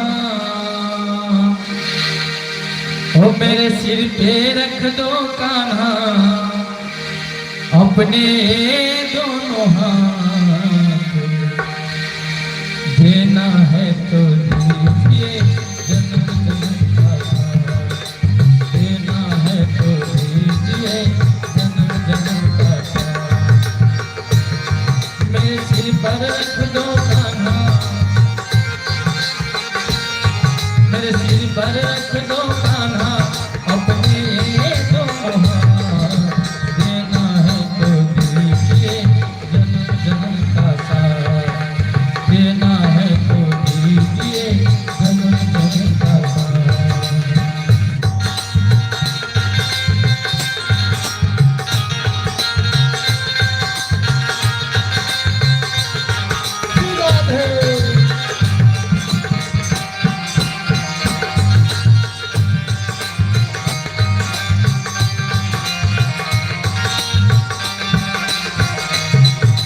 देने वाले सब से दौलत कमाओगे, ओ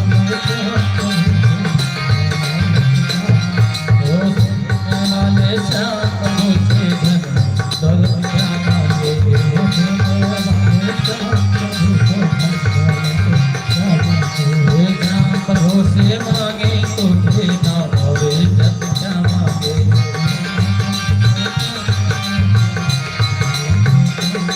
मेरे जीवन में अब कर दो, मेरे जीवन में अब कर दो तो कृपा की बरसात, देना है तो दीजिए जन्म जन्म का साथ, हो देना है तो दीजिए जन्म जन्म का साथ, देना है तो दीजिए जन्म जन्म का साथ, देना है तो दीजिए जन्म जन्म का साथ, देना है तो दीजिए जन्म जन्म का साथ। बोलो वृंदावन बिहारी लाल की जय।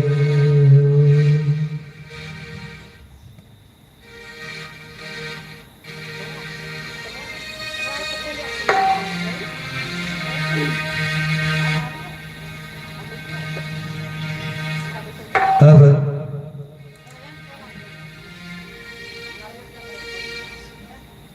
पांडव पहुंचते हैं पितामह भीष्म के पास। पितामह ने कन्हैया को देखा। कन्हैया कहते हैं कि इन लोगों को आप कुछ धर्म की शिक्षा दें, राजधर्म के बारे में बताएं। कन्हैया को मन ही मन प्रणाम करते हैं।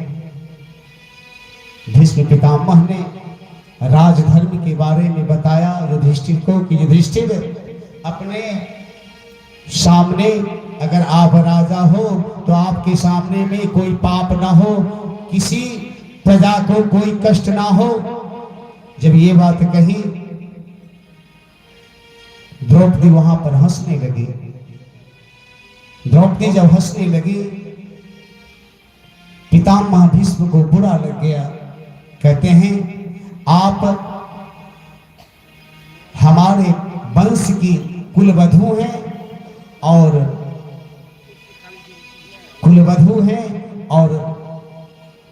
हम लोगों के सामने इस तरह से हंसना, ये कुल की मर्यादा के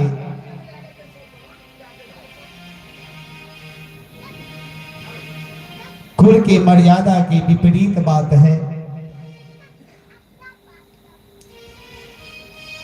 कुल की मर्यादा जो है, कुल की मर्यादा को आप संभाल के रखें।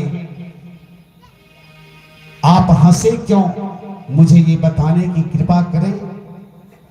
द्रौपदी ने कहा, नहीं पितामह ऐसे ही हंस दिया। भीष्म ने कहा, पितामह भीष्म ने कहा, नहीं, आपके हंसने का कोई ना कोई रहस्य जरूर होगा। आप कुलवंती नारी हैं। कुलवंती नारी अनावश्यक तो हंस नहीं सकती भरी सभा में। द्रौपदी ने कहा, हे पितामह, जब आप इतना कह ही देते हैं, कह ही दिए, तो मैं आपसे कहना चाहती हूं कि अभी तो आपने धर्म का उपदेश कर दिया कि अपने सामने राजा होकर के अपने सामने कहीं कोई पाप होते मत देखना, हो सके तो उसका वध कर देना, अगर नहीं संभव हो तो तुम वहां से भाग जाना। लेकिन आपके नजर के सामने भरी सभा में हमारी साड़ी उतारी जा रही थी, मैं रजस्वला थी, मैं द्वितीय वस्त्र में थी, लेकिन दुशासन ने मेरा बाल पकड़कर मेरे महल से खींच कर यहां लाया था। ये पूरा सभा खून में हो गया था, आप सबसे अगली पंक्ति में थे। उस समय ये आपका प्रवचन कहां गया था महाराज, इसीलिए मुझे हंसी आ गई। पर उपदेश कुशल बहु तेरे। भीष्म चुप हो जाते हैं, कहते हैं कि हे कुलवधू, मैं तब तक दुर्योधन का अन्न, दूषित अन्न खाता था, और आज कई दिनों से मैं शरशय्या पर पड़ा हूं।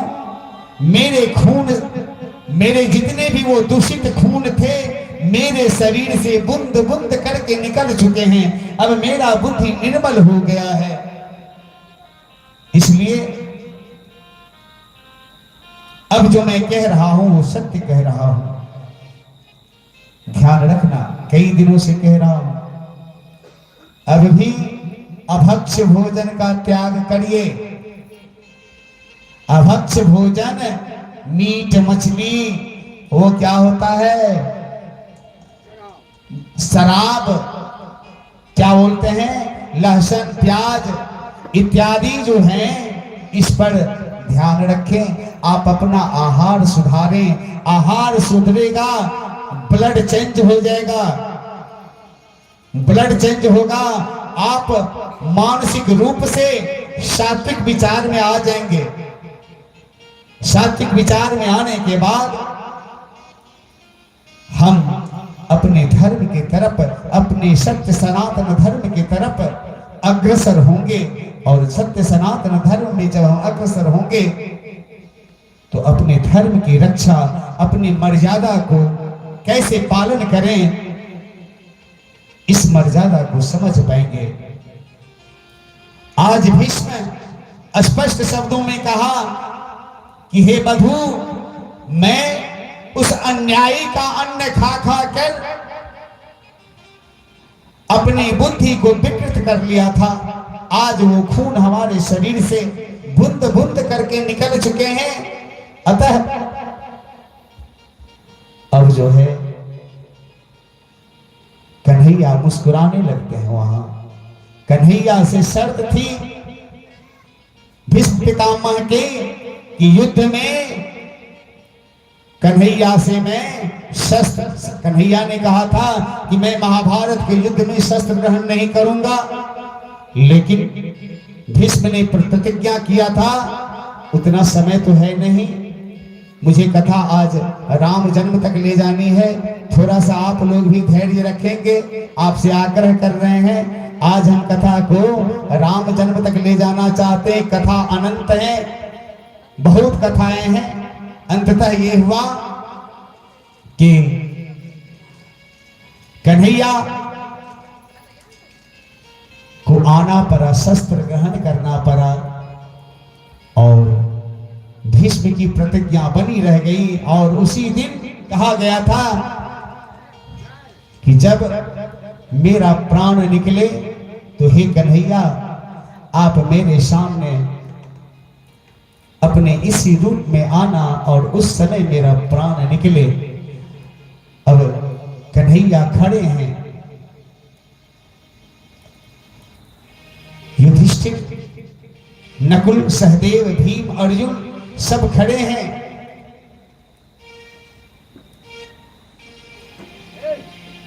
कन्हैया के सामने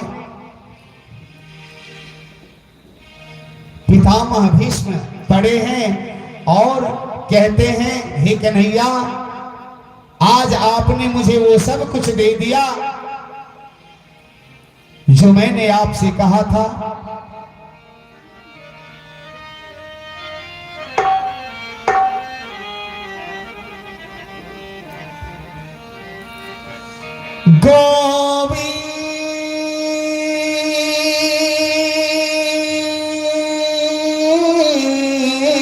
गोविंद गोविंद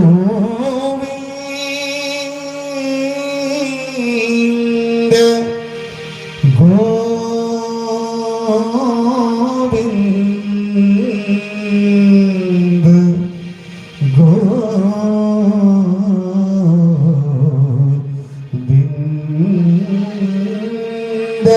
गोविंद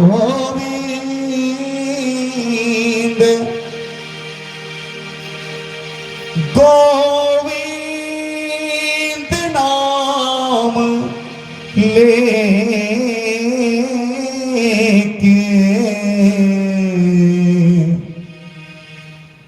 पितामह भीष्म के सामने कन्हैया खड़े हैं और कहते हैं ऐसा भाग्य किसका होगा, गोविंद सामने हैं और हमारे प्राण, हे गोविंद आपके सामने मेरा ये प्राण निकले।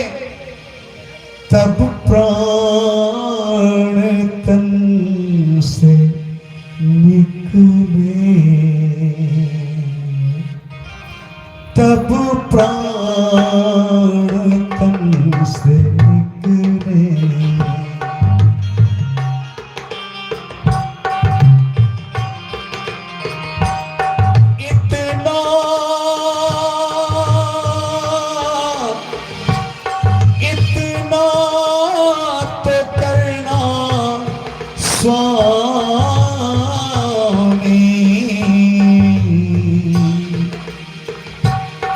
जब प्राण तन से निकले, जब प्राण तन से निकले,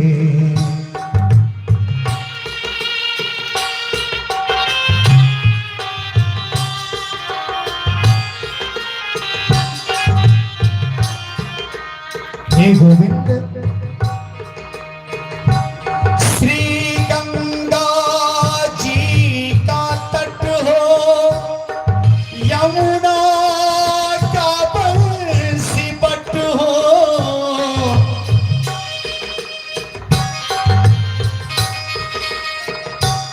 श्री गंगा जी का तट हो, यमुना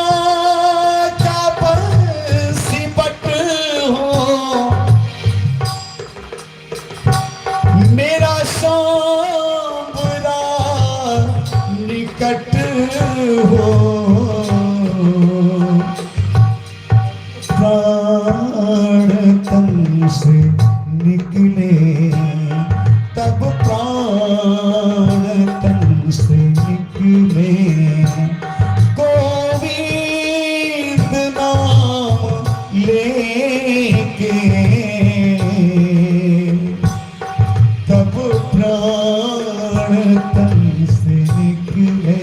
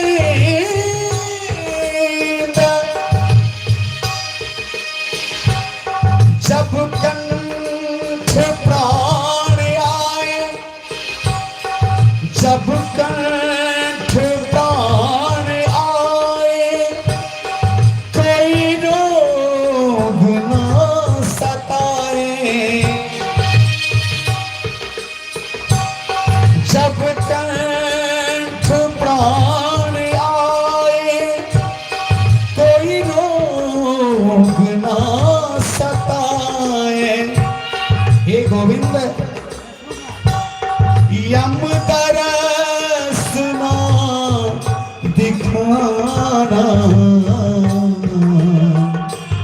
तब प्राण तन से निकले, तब प्राण तन से निकले।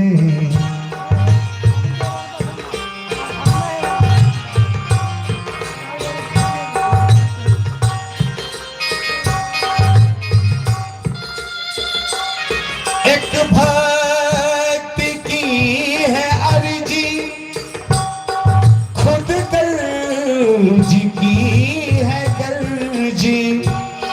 एक भक्ति की है अर्जी, खुद कर्ज की है कर्जी। आगे तुम्हारी मर्जी,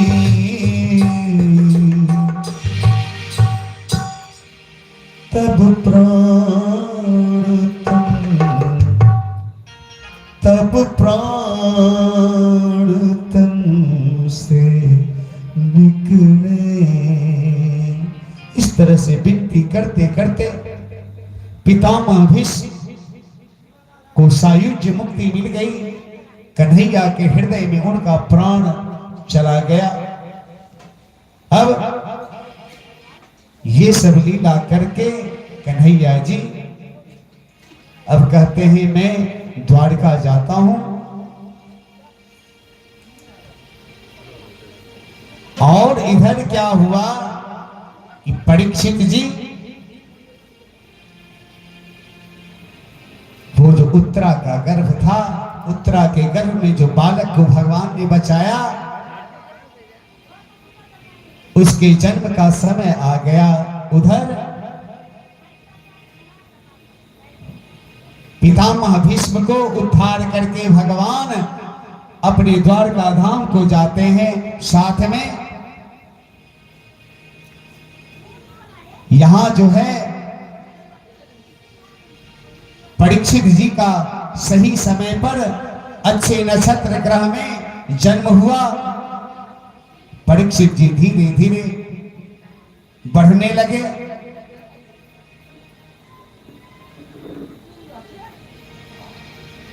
युधिष्ठिर महाराज उत्सव मनाते हैं। बच्चे का नामकरण किया गया, उनका नाम पड़ा परीक्षित, इसलिए कि उन्होंने तो गर्भ में ही भगवान का दर्शन कर लिया था, इसलिए उनको विष्णुरात ये भी कहा गया है।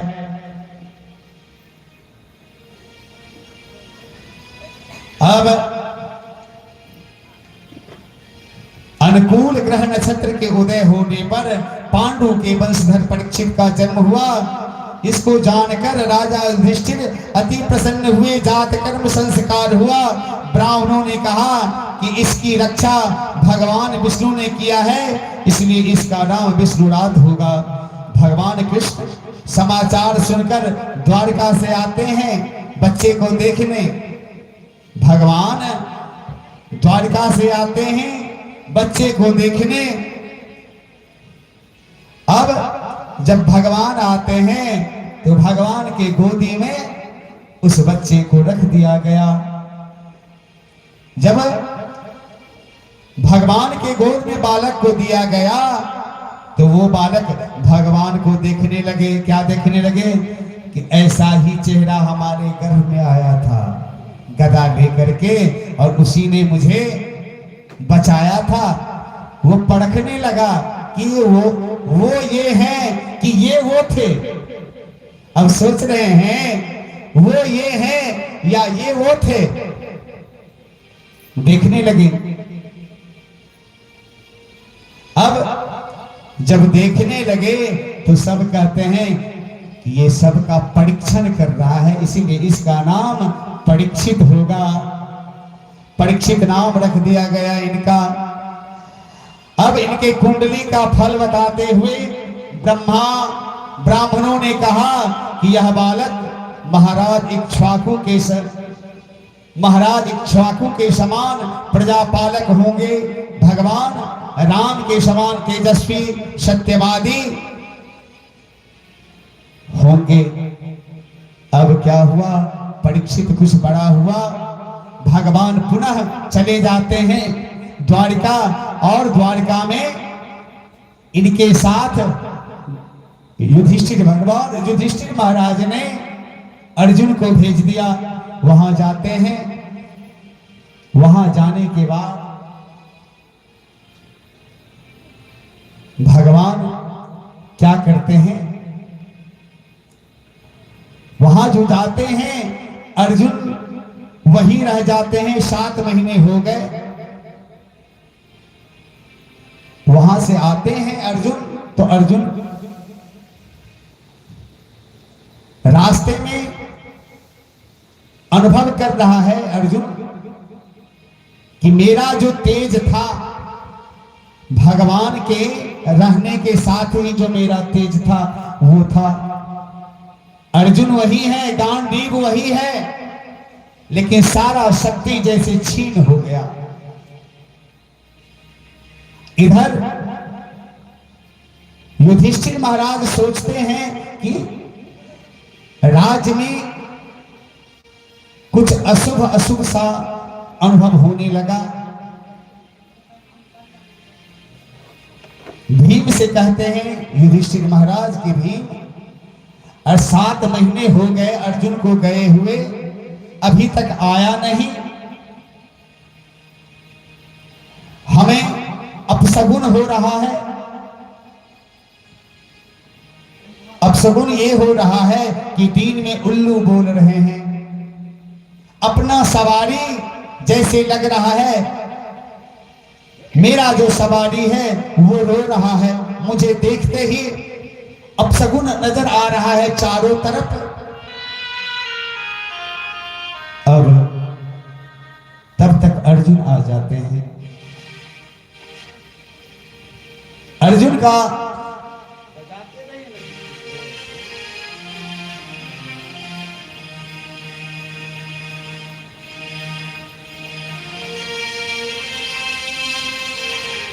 बोलो राधे राधे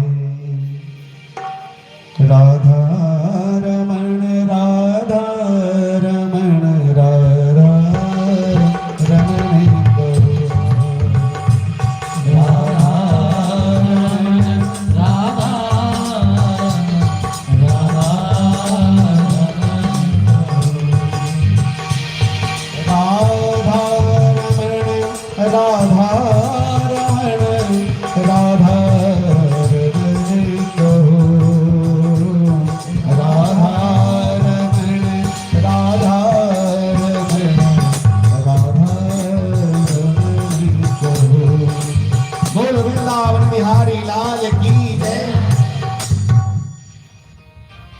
अब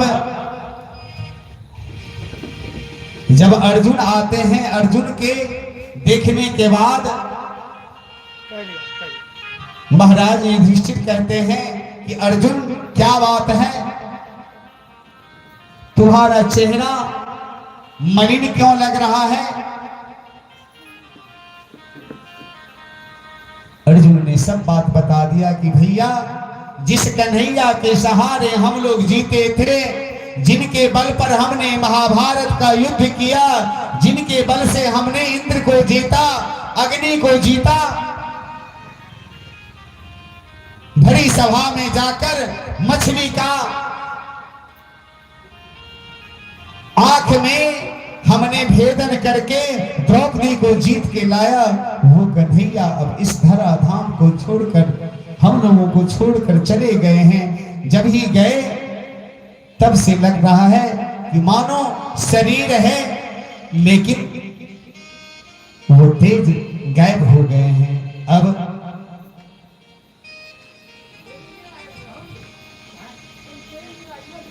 सब बात को समझने लगते हैं।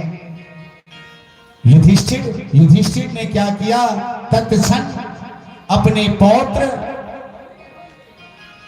परीक्षित को बुलाकर उन्हें युवराज बनाकर वन की ओर प्रस्थान कर गए। जब कुंती मैया ने सुना कि कन्हैया अब इस धराधाम पर नहीं है, इस धराधाम को छोड़कर कन्हैया अपने गोलोक को चले गए हैं। ये सुनकर व्याकुल होकर कुंती धराम से गिर गई, उनका शरीर वहीं छूट जाता है।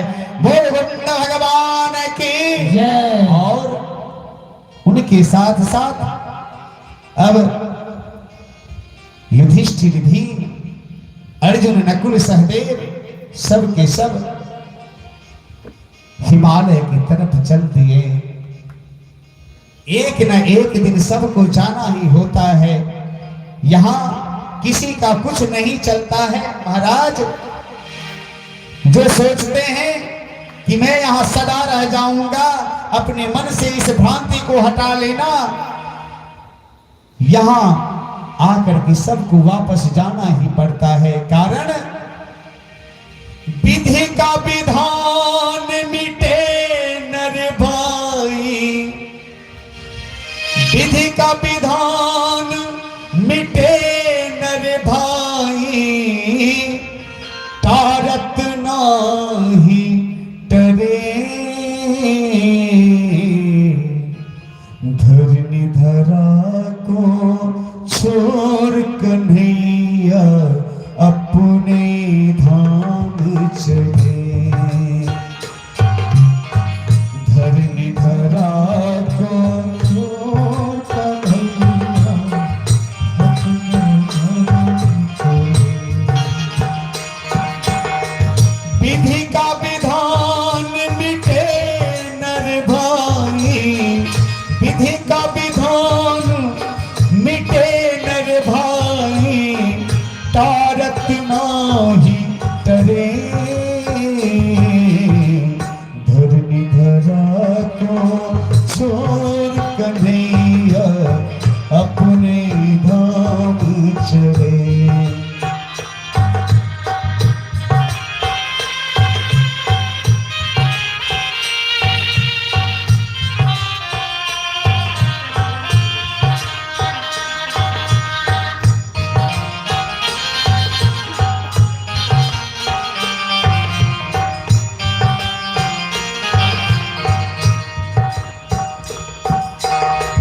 कभी न मिटती भाग्य की रेखा, हमने हर युग में है देखा। कभी न मिटती भाग्य की रेखा, हमने हर युग में है देखा। जो ललाट पर लेख मिटा है, जो ललाट पर लेख लिखा है, तारत नाही टरे, धरनी धरा को छोड़ कन्हैया अपने धाम चले। विधि का विधान मिटे नर भाई, तारत नाही टरे, धरनी धरा को छोड़ कन्हैया अपने धाम चले। धरनी धरा को छोड़ कन्हैया अपने धाम चले। पांचाली संग पांचों पांडव अपने वन को चले।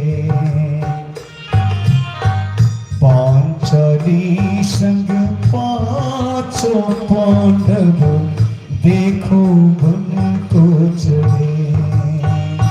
अब पांचों पांडव पांचाली के साथ हिमालय की तरफ जाते हैं। रास्ते में चारों भाई का शरीर बदल जाता है और युधिष्ठिर जी महाराज सदैव स्वर्ग तक जाते हैं। उनके साथ एक भैरव भी रहता है। अब इधर परीक्षित जी महाराज राजा बन गए हैं। अब राजा बन गए हैं, जब राजा बन गए तो अनेक प्रकार का राजसूय यज्ञ करते हैं। राजसूय यज्ञ किए, ब्राह्मणों को दान देते हैं, गाय दान करते हैं, सोना का दान करते हैं। पूरे राज्य में आज महाराज परीक्षित का नाम और यश फैल रहा है। आज नाम यश जो सुनते सुनते अपने साम्राज्य में घूम रहे हैं, देख रहे हैं कि एक गाय है और वहां एक बैल है। बैल का जो है 3 पैर, बैल का जो है 3 पैर टूटा हुआ है। गौ माता देख रहे हैं कि गौ माता जो है एक काला कलूटा व्यक्ति हाथ में डंडा लेकर गाय तथा बैल को मार रहा है। बैल डर से कांप रहा है और थोड़ा थोड़ा उस बैल का मूत्र भी त्याग हो रहा है। ये कलयुग, ये जो है काला कलूटा व्यक्ति हाथ में डंडा लिए, अपने सर पर काला पट्टा बांधे हुए, अपने पैर से गाय को मार रहा था, जिसके कारण गाय रो रही थी। रथारूढ़ परीक्षित ने कलिजुग को यह देखा विभत्स रूप, तो जोर से डांटते हुए कहा, अरे दुष्ट,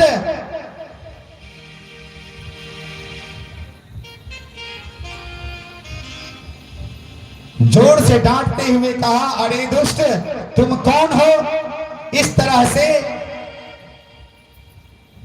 बजाओ नहीं हो, तेरा आवाज दियो नहीं।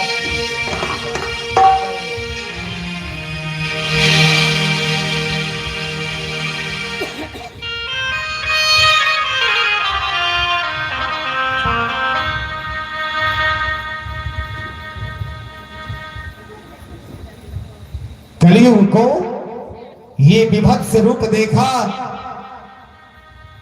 उन्होंने जोर से डांटते हुए कहा, अरे दुष्ट, तुम कौन हो?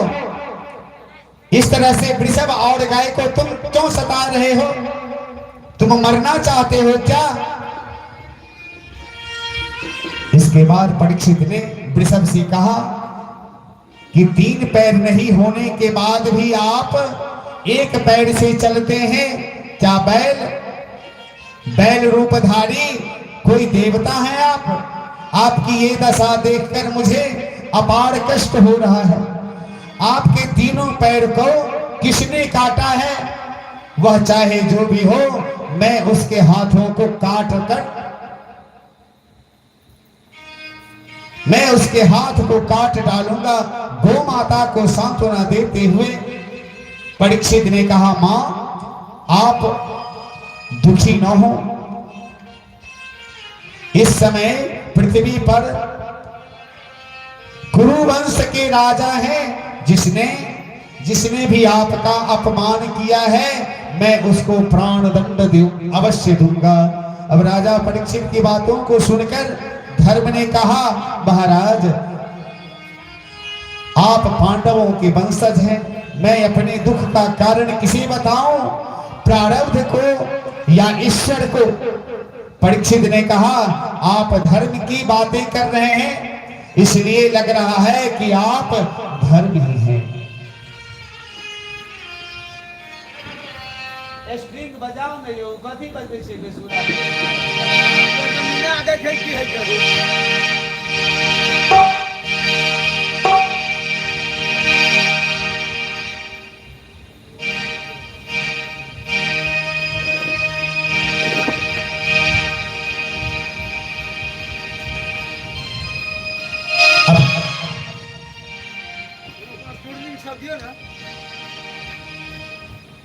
कहते हैं कि सतयुग में धर्म के 4 चरण थे, तप, पवित्रता, दया और सत्य। इसमें से 3 चरण अधर्म के अंश गर्व, आसक्ति और मद से नष्ट हो गए हैं और अब मात्र 1 चरण सत्य बच गया है और उसी के बल से आप जीवित हैं। असत्य से पुष्ट बना हुआ ये कलयुग, असत्य से पुष्ट बना हुआ ये कलयुग अब उसे भी नष्ट कर रहा है। ये गौ माता साक्षात पृथ्वी है। इस प्रकार राजा परीक्षित धर्म और पृथ्वी को सांत्वना देकर कलयुग को मारने के लिए कृपाण लेकर दौड़ते हैं। कलयुग ने जब देखा कि राजा तलवार लेकर मुझे मारने आ रहा है, राजा अपना राज चिन्ह उतार कर कलयुग ने फेंक दिया और राजा के चरणों में गिर गया। अब शरणागत महाराज ध्यान दीजिएगा, भीष्म पितामह ने कहा था, भीष्म पितामह ने कहा था युधिष्ठिर से कि अपने शरणागत आए हुए किसी भी व्यक्ति का रक्षा करना। अब ये सोचकर जब कलयुग परीक्षित के चरणों में गिर गया तो शरणागत हो गया। परीक्षित ने अपना तलवार खींच लिया, नहीं तो उसी क्षण उसे हत्या कर दिया होता। कलयुग ने कहा, कलयुग से कहा परीक्षित महाराज ने कि अब तुम मेरे शरणागत हो गए हो, लेकिन तुम अधर्म हो, अधर्म के बंधु हो, इसलिए तुम मेरे राज्य से सुरक्षित बाहर निकल जाओ, तुम हमारे राज्य में नहीं रह सकता है। कलयुग ने कहा महाराज, कलयुग ने महाराज परीक्षित से कहा महाराज आप जहां कहीं भी आदेश दे दें मैं वही रह लूंगा। महाराज परीक्षित ने कहा ठीक है, तो मैं तुम्हें कहता हूं जाओ, तुम जुआ में चले जाओ, तो जुआ में रहो।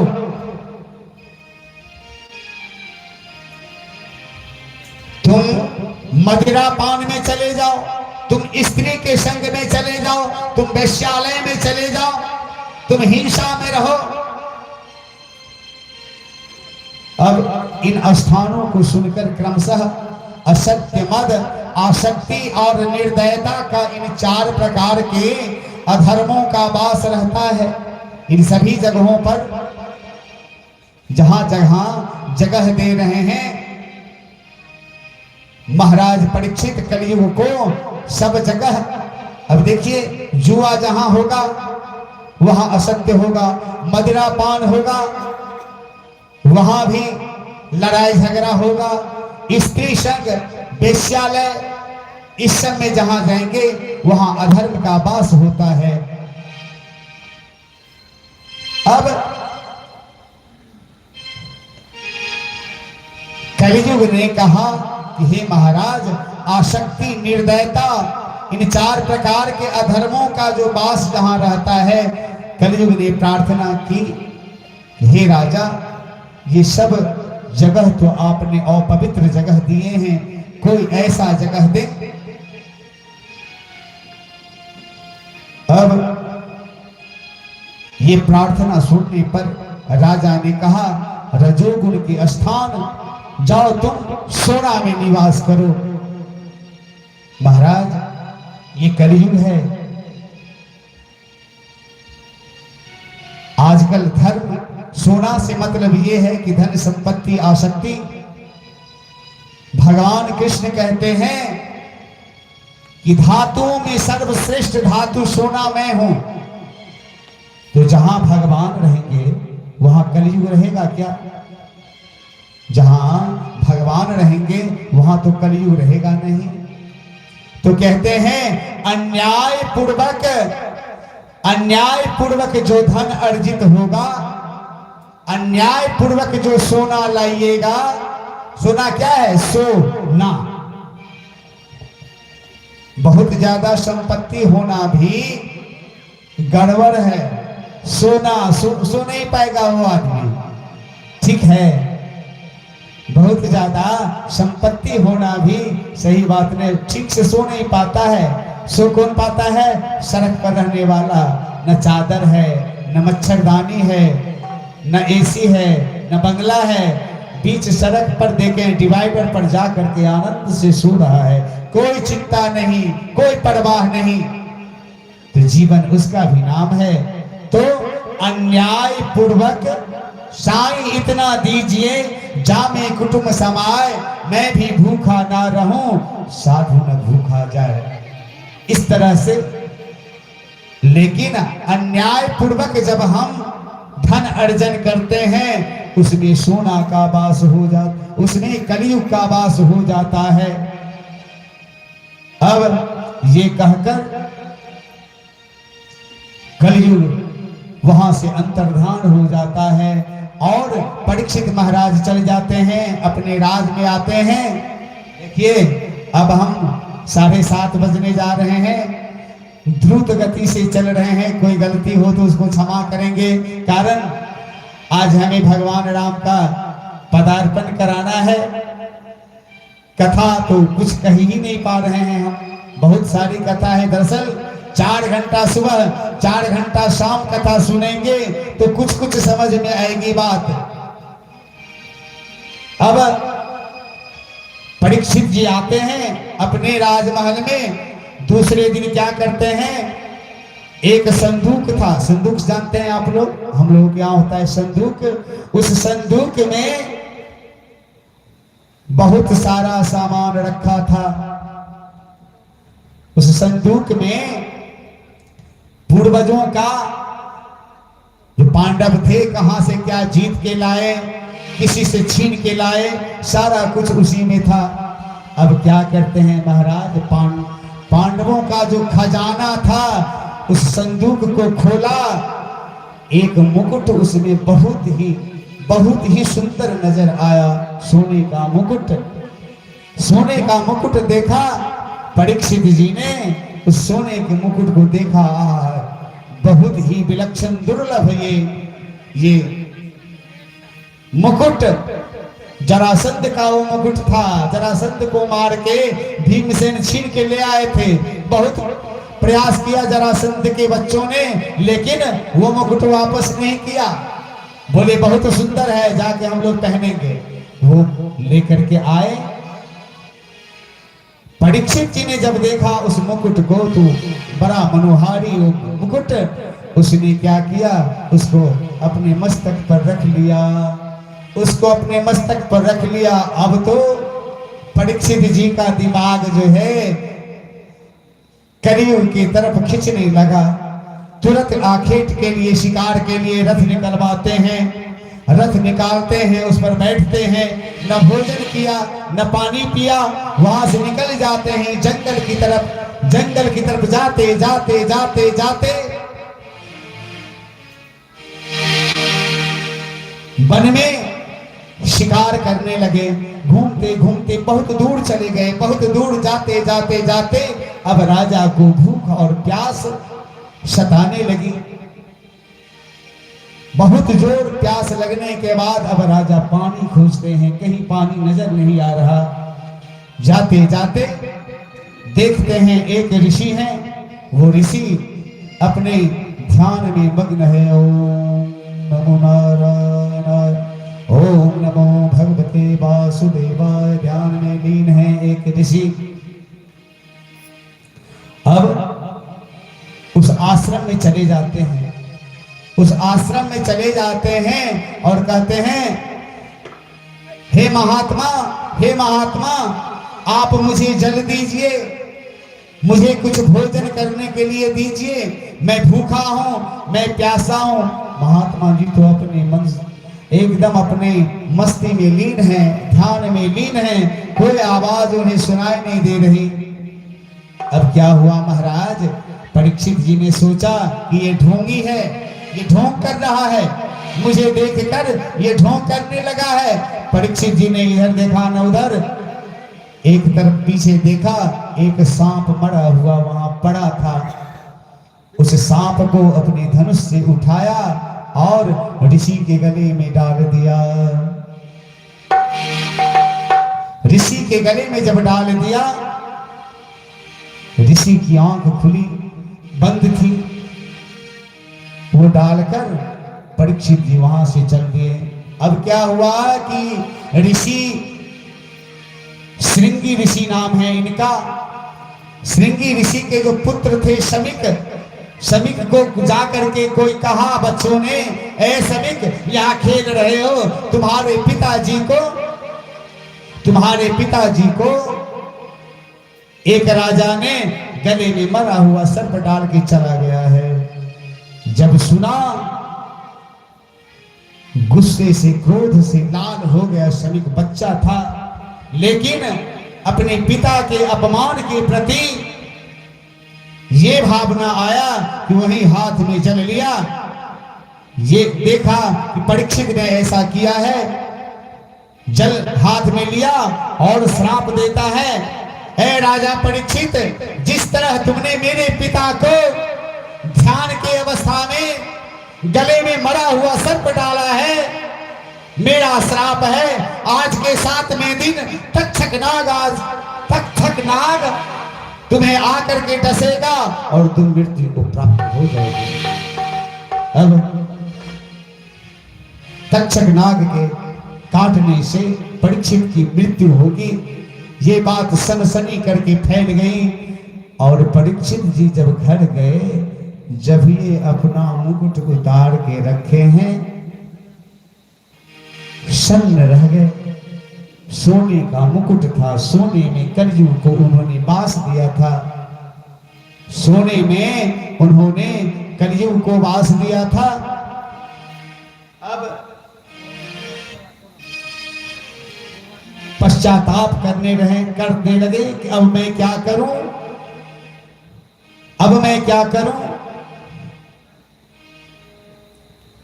उधर शमिक ऋषि अपने पिता के पास जाते हैं, उस मरे हुए सांप को हटाते हैं और उसने कहा, पिताजी आप चिंता ना करें, मैंने उस दुष्ट राजा को श्राप दे दिया है जिसने मूर्खतापूर्ण ये काम किया, आपके गले में मरा हुआ सांप डाल करके चला गया था, आप देखे नहीं, आप ध्यान में लीन थे, मैंने उसे श्राप दे दिया है। श्रृंगी ऋषि सुनते हैं तो बहुत दया आ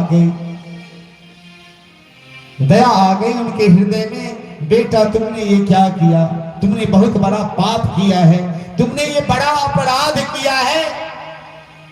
एक होनहार राजा को तुमने श्राप दे दिया, तुम्हें पता नहीं परीक्षित हमारे राजा हैं, उनके राज में हम जी रहे हैं, किसी प्रकार की कोई न कमी नहीं है।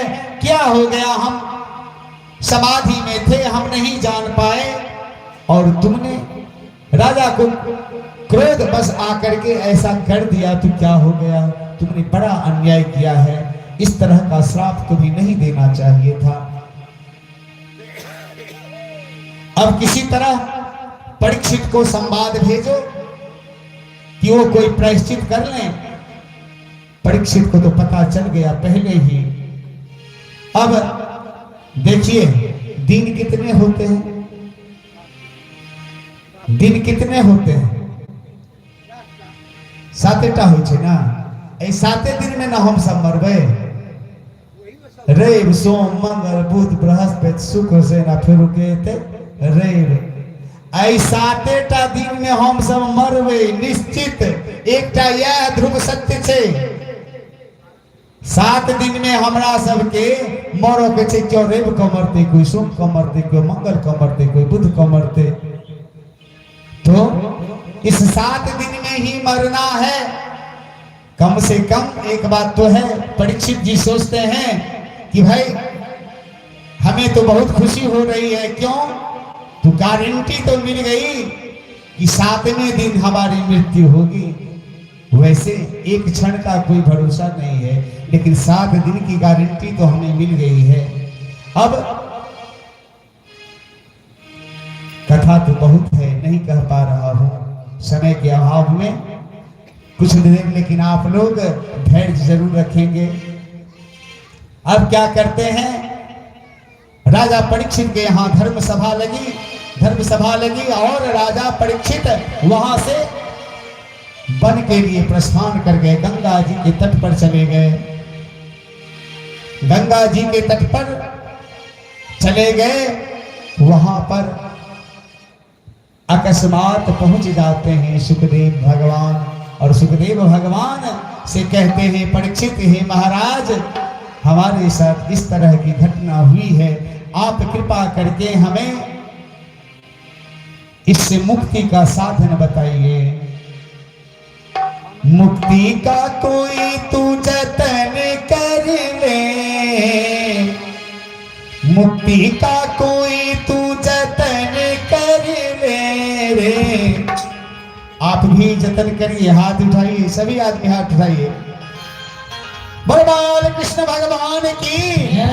एक भी हाथ नीचे नहीं हो, हाथ ऊपर रहना चाहिए, और ताली बजा के सब आदमी कहेंगे, रोज थोड़ा थोड़ा हरि का भजन करिए, रोज थोड़ा थोड़ा हरि का भजन करिए।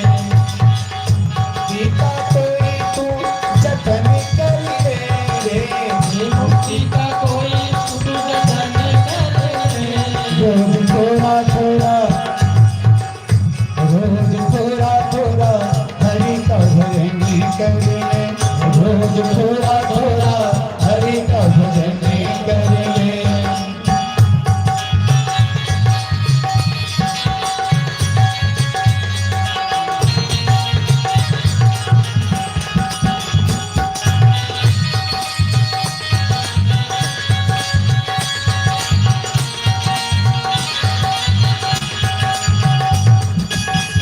भक्ति करेगा तो बड़ा ही सुख पाएगा, भक्ति करेगा तो बड़ा ही सुख पाएगा, भक्ति करेगा तो बड़ा ही सुख पाएगा, भक्ति करेगा तो बड़ा ही सुख पाएगा।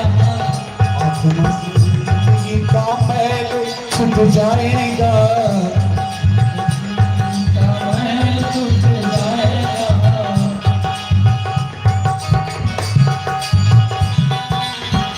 मुक्ति का कोई तू जतन कर ले रे, मुक्ति का कोई तू जतन कर ले। रोज ऐसे नहीं, हाथ को उठाइए और ताली बजाते हुए सब कोई गावे, सब कोई गावे। देखिए परीक्षित के लिए 7 दिन की गारंटी मिल गई है, और हमारे सुखदेव महाराज पधार चुके हैं, अब मुक्ति मिलेगी, इसीलिए हम लोगों को भी मुक्ति मिलेगी। सबके हाथ उठा करके जोर से ताली बजाते हुए सब कोई गावे, रोज थोड़ा थोड़ा हरि का भजन कर, रोज थोड़ा थोड़ा हरि का भजन करे, रोज थोड़ा थोड़ा हरि का भजन करे, रोज थोड़ा थोड़ा हरि का भजन करे, रोज थोड़ा थोड़ा हरि का भजन करे। अवधि में बैठ जाते हैं।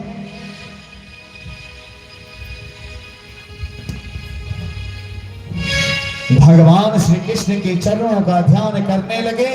अब सुखदेव जी आए, सुखदेव जी से सारी बात हुई।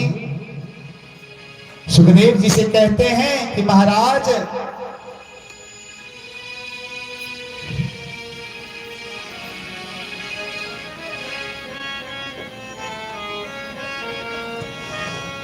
पुरुषस्य हयत् कार्यं म्यमानस्य सर्वथा,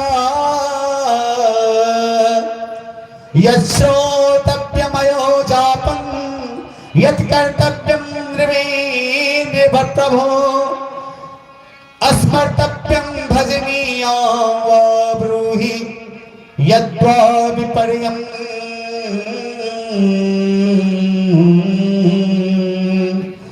हे सुखदेव जी, किसी मरते हुए प्राणी को आत्म कल्याण के लिए क्या करना चाहिए, क्या जप करना चाहिए, उसे क्या श्रवण करना चाहिए, उनका कर्तव्य क्या होना चाहिए।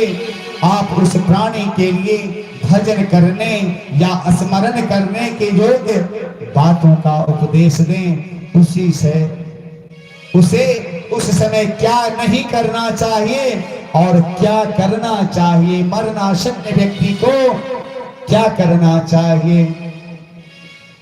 अब सुखदेव जी महाराज राजा परीक्षित को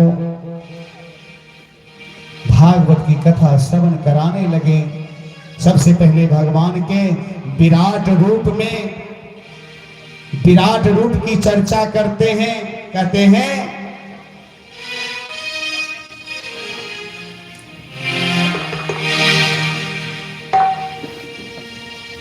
भगवान विराट रूप की चर्चा करते हैं।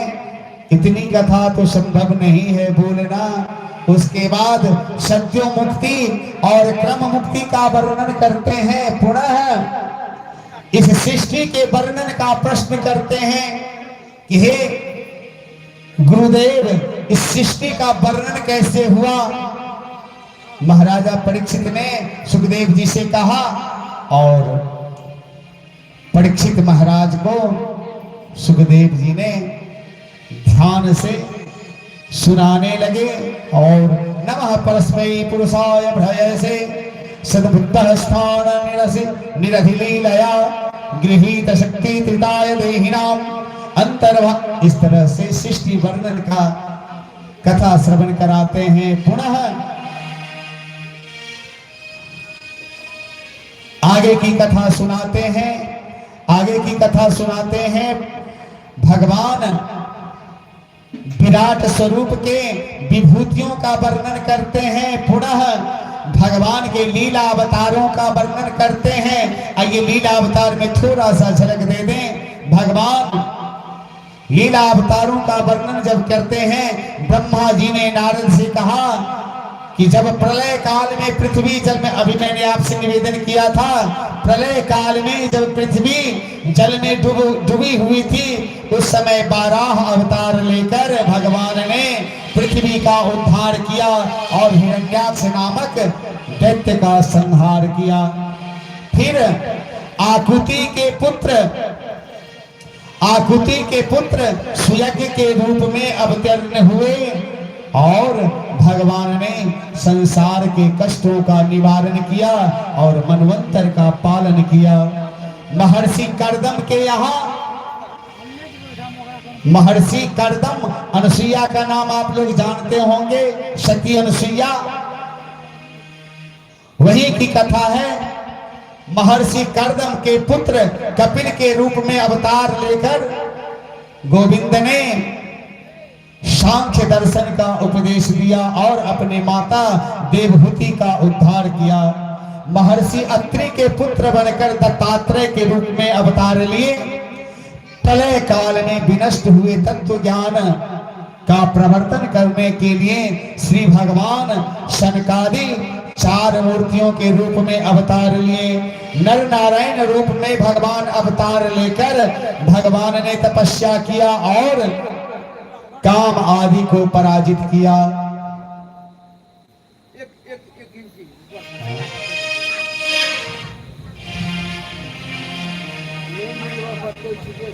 अच्छा, राधे राधे राधे। दिक्कत हुई चलिए सुना मैं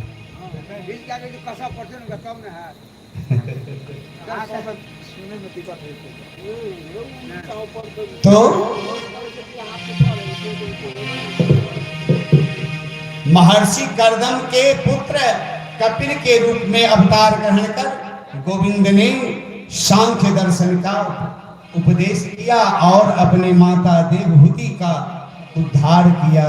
पुनः महर्षि अत्रि के पुत्र दत्तात्रेय के रूप में अवतार लेकर नारायण ने है नामक राजाओं को उपदेश दिया। 5वां अवतार कौन है? 5वां अवतार में प्रलय काल में विनष्ट हुए तत्व ज्ञान को प्रवर्तन करने के लिए श्री भगवान ने सनकादि 4 मूर्तियों के रूप में अवतार लिया। बोलो शंकरादि भगवान की। उसके बाद छठ में अवतार में भगवान नर और नारायण के रूप में अवतार लेकर भगवान ने तपस्या किया और काम आदि को पराजित किया। बोलो नर नारायण भगवान की। 7वें अवतार में भगवान ने श्री हरि का अवतार लेकर ध्रुव भगवान के बारे में आप जानते हैं। ध्रुव भगवान अपने पिता, ध्रुव भगवान के जो पिता थे उनकी माता का नाम था सुरुचि और सुनीति। सुरुचि को छोड़कर सुरुचि जो है सुनीति से विवाह भगवान सुरुचि जो थी ये पैमात्र माता थी, सौतेला माता कहते हैं ना, सौतेला माता। एक बार ध्रुव जी अपने पिता के गोदी में जब गए, सुरुचि ने उसे उठा करके बाहर कर दिया। कहा सुरुचि ने कि अगर इस गोदी में बैठने का मन है, इच्छा रखते हो, इसके लिए तुम्हें जाकर के तपस्या करना पड़ेगा। तपस्या करो और मेरे गर्भ से जन्म लेगा तब तुम्हें। देखिए सुरुचि का मतलब क्या है? सुरुचि का मतलब है जो अपना मन करे वही करे, वही सुरुचि हुआ। और ध्रुव के जो माता है उनका नाम है सुनीति, जिनका नीति सुंदर हो, जो सुंदर रास्ते पर चले वो सुनीति हैं। अब ऐसा है, पूरी कथा तो नहीं कह पा रहा हूं लेकिन थोड़ा सा आपको बता दूं। ध्रुव जी आकर के अपनी माता सुनीति से कहा, सुनीति ने कहा बेटा अच्छी बात है, अच्छी बात बोली है, तुम जाओ जंगल में जाकर तपस्या करो और उस परमपिता परमेश्वर को प्रसन्न करो। वहां जाते हैं, रास्ते में नारद जी मिलते हैं। ऐ ध्रुव को देखकर, ऐ बालक कहाँ जा रहे हो? ध्रुव जी 6 वर्ष के बालक हैं, वो नारद जी को पहचान नहीं पाए। सुनते थे नारद जी लेकिन पहचान नहीं पाए। नारद जी ने कहा जाओ घर जाओ, तुम राजा का बेटा है, जंगल जा रहा है, क्यों जंगल जा रहा है? ध्रुव जी ने कहा महाराज मैं तपस्या करूंगा, मैं परम पिता परमेश्वर के गोद में बैठना चाहता हूं। मेरे पिताजी ने गोद से हटा दिया है मेरी माता के कहने पर। जाते हैं, देखे नारद सोचते हैं कि बच्चा का इच्छा शक्ति दृढ़ है,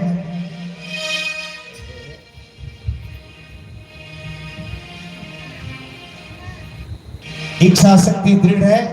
फिर नारद जी ने कहा अरे जंगल में जो जाएगा तो खाएगा क्या? घर पर माता पिता तुम्हें समय पर खिलाते होंगे, वहां तो भोजन का व्यवस्था नहीं मिलेगा। कहते हैं ध्रुव जी जब दांत नहीं तब दूध दियो। जब दांत नहीं थे, बच्चे को आप गौर से देखिएगा, बच्चे जब जन्म लेते हैं तो उसको जिस हिसाब से दूध चाहिए उसके माता के गर्भ में उससे पहले दूध तो नहीं रहता है। माता जब जन्म देती है अपने बच्चे को तो उससे पहले, बच्चे के गर्भ में आने से पहले उसके गर्भ में स्तन में दूध नहीं होता है। लेकिन बच्चा जब जन्म लेता है उसको उस समय किस मात्रा में क्या प्रोटीन चाहिए, क्या कार्बोहाइड्रेट चाहिए, क्या चाहिए नहीं चाहिए, नाइट्रोजन चाहिए, ऑक्सीजन चाहिए, पता नहीं क्या क्या चाहिए, उस गर्भ में उस दूध में सब कुछ उपलब्ध हो जाता है। माफ करेंगे अब तो लोग वो दूध नहीं पिलाते हैं, मार्केट में दूध आता है डब्बा वाला वो पिलाते हैं। लेकिन ध्रुव जी कहते हैं जब दांत नहीं तब दूध दियो, जब दांत दिए तब और भी देंगे। अब जो कुछ होगा गोविंद व्यवस्था करेंगे। चले जाते हैं, आगे जाकर कहते हैं नारद जी, अरे जंगल में बड़े घातक घातक जानवर होते हैं, तुम्हें मार देगा। ध्रुव जी कहते हैं, मैंने सत्संग में सुना है, हमारी माता जी कहती हैं कि हर एक प्राणी में भगवान है, उसमें भी भगवान है, आप में भी भगवान है। नारद जी समझ जाते हैं, बच्चे को मंत्र दे देते हैं, ओम नमो भगवते वासुदेवाय।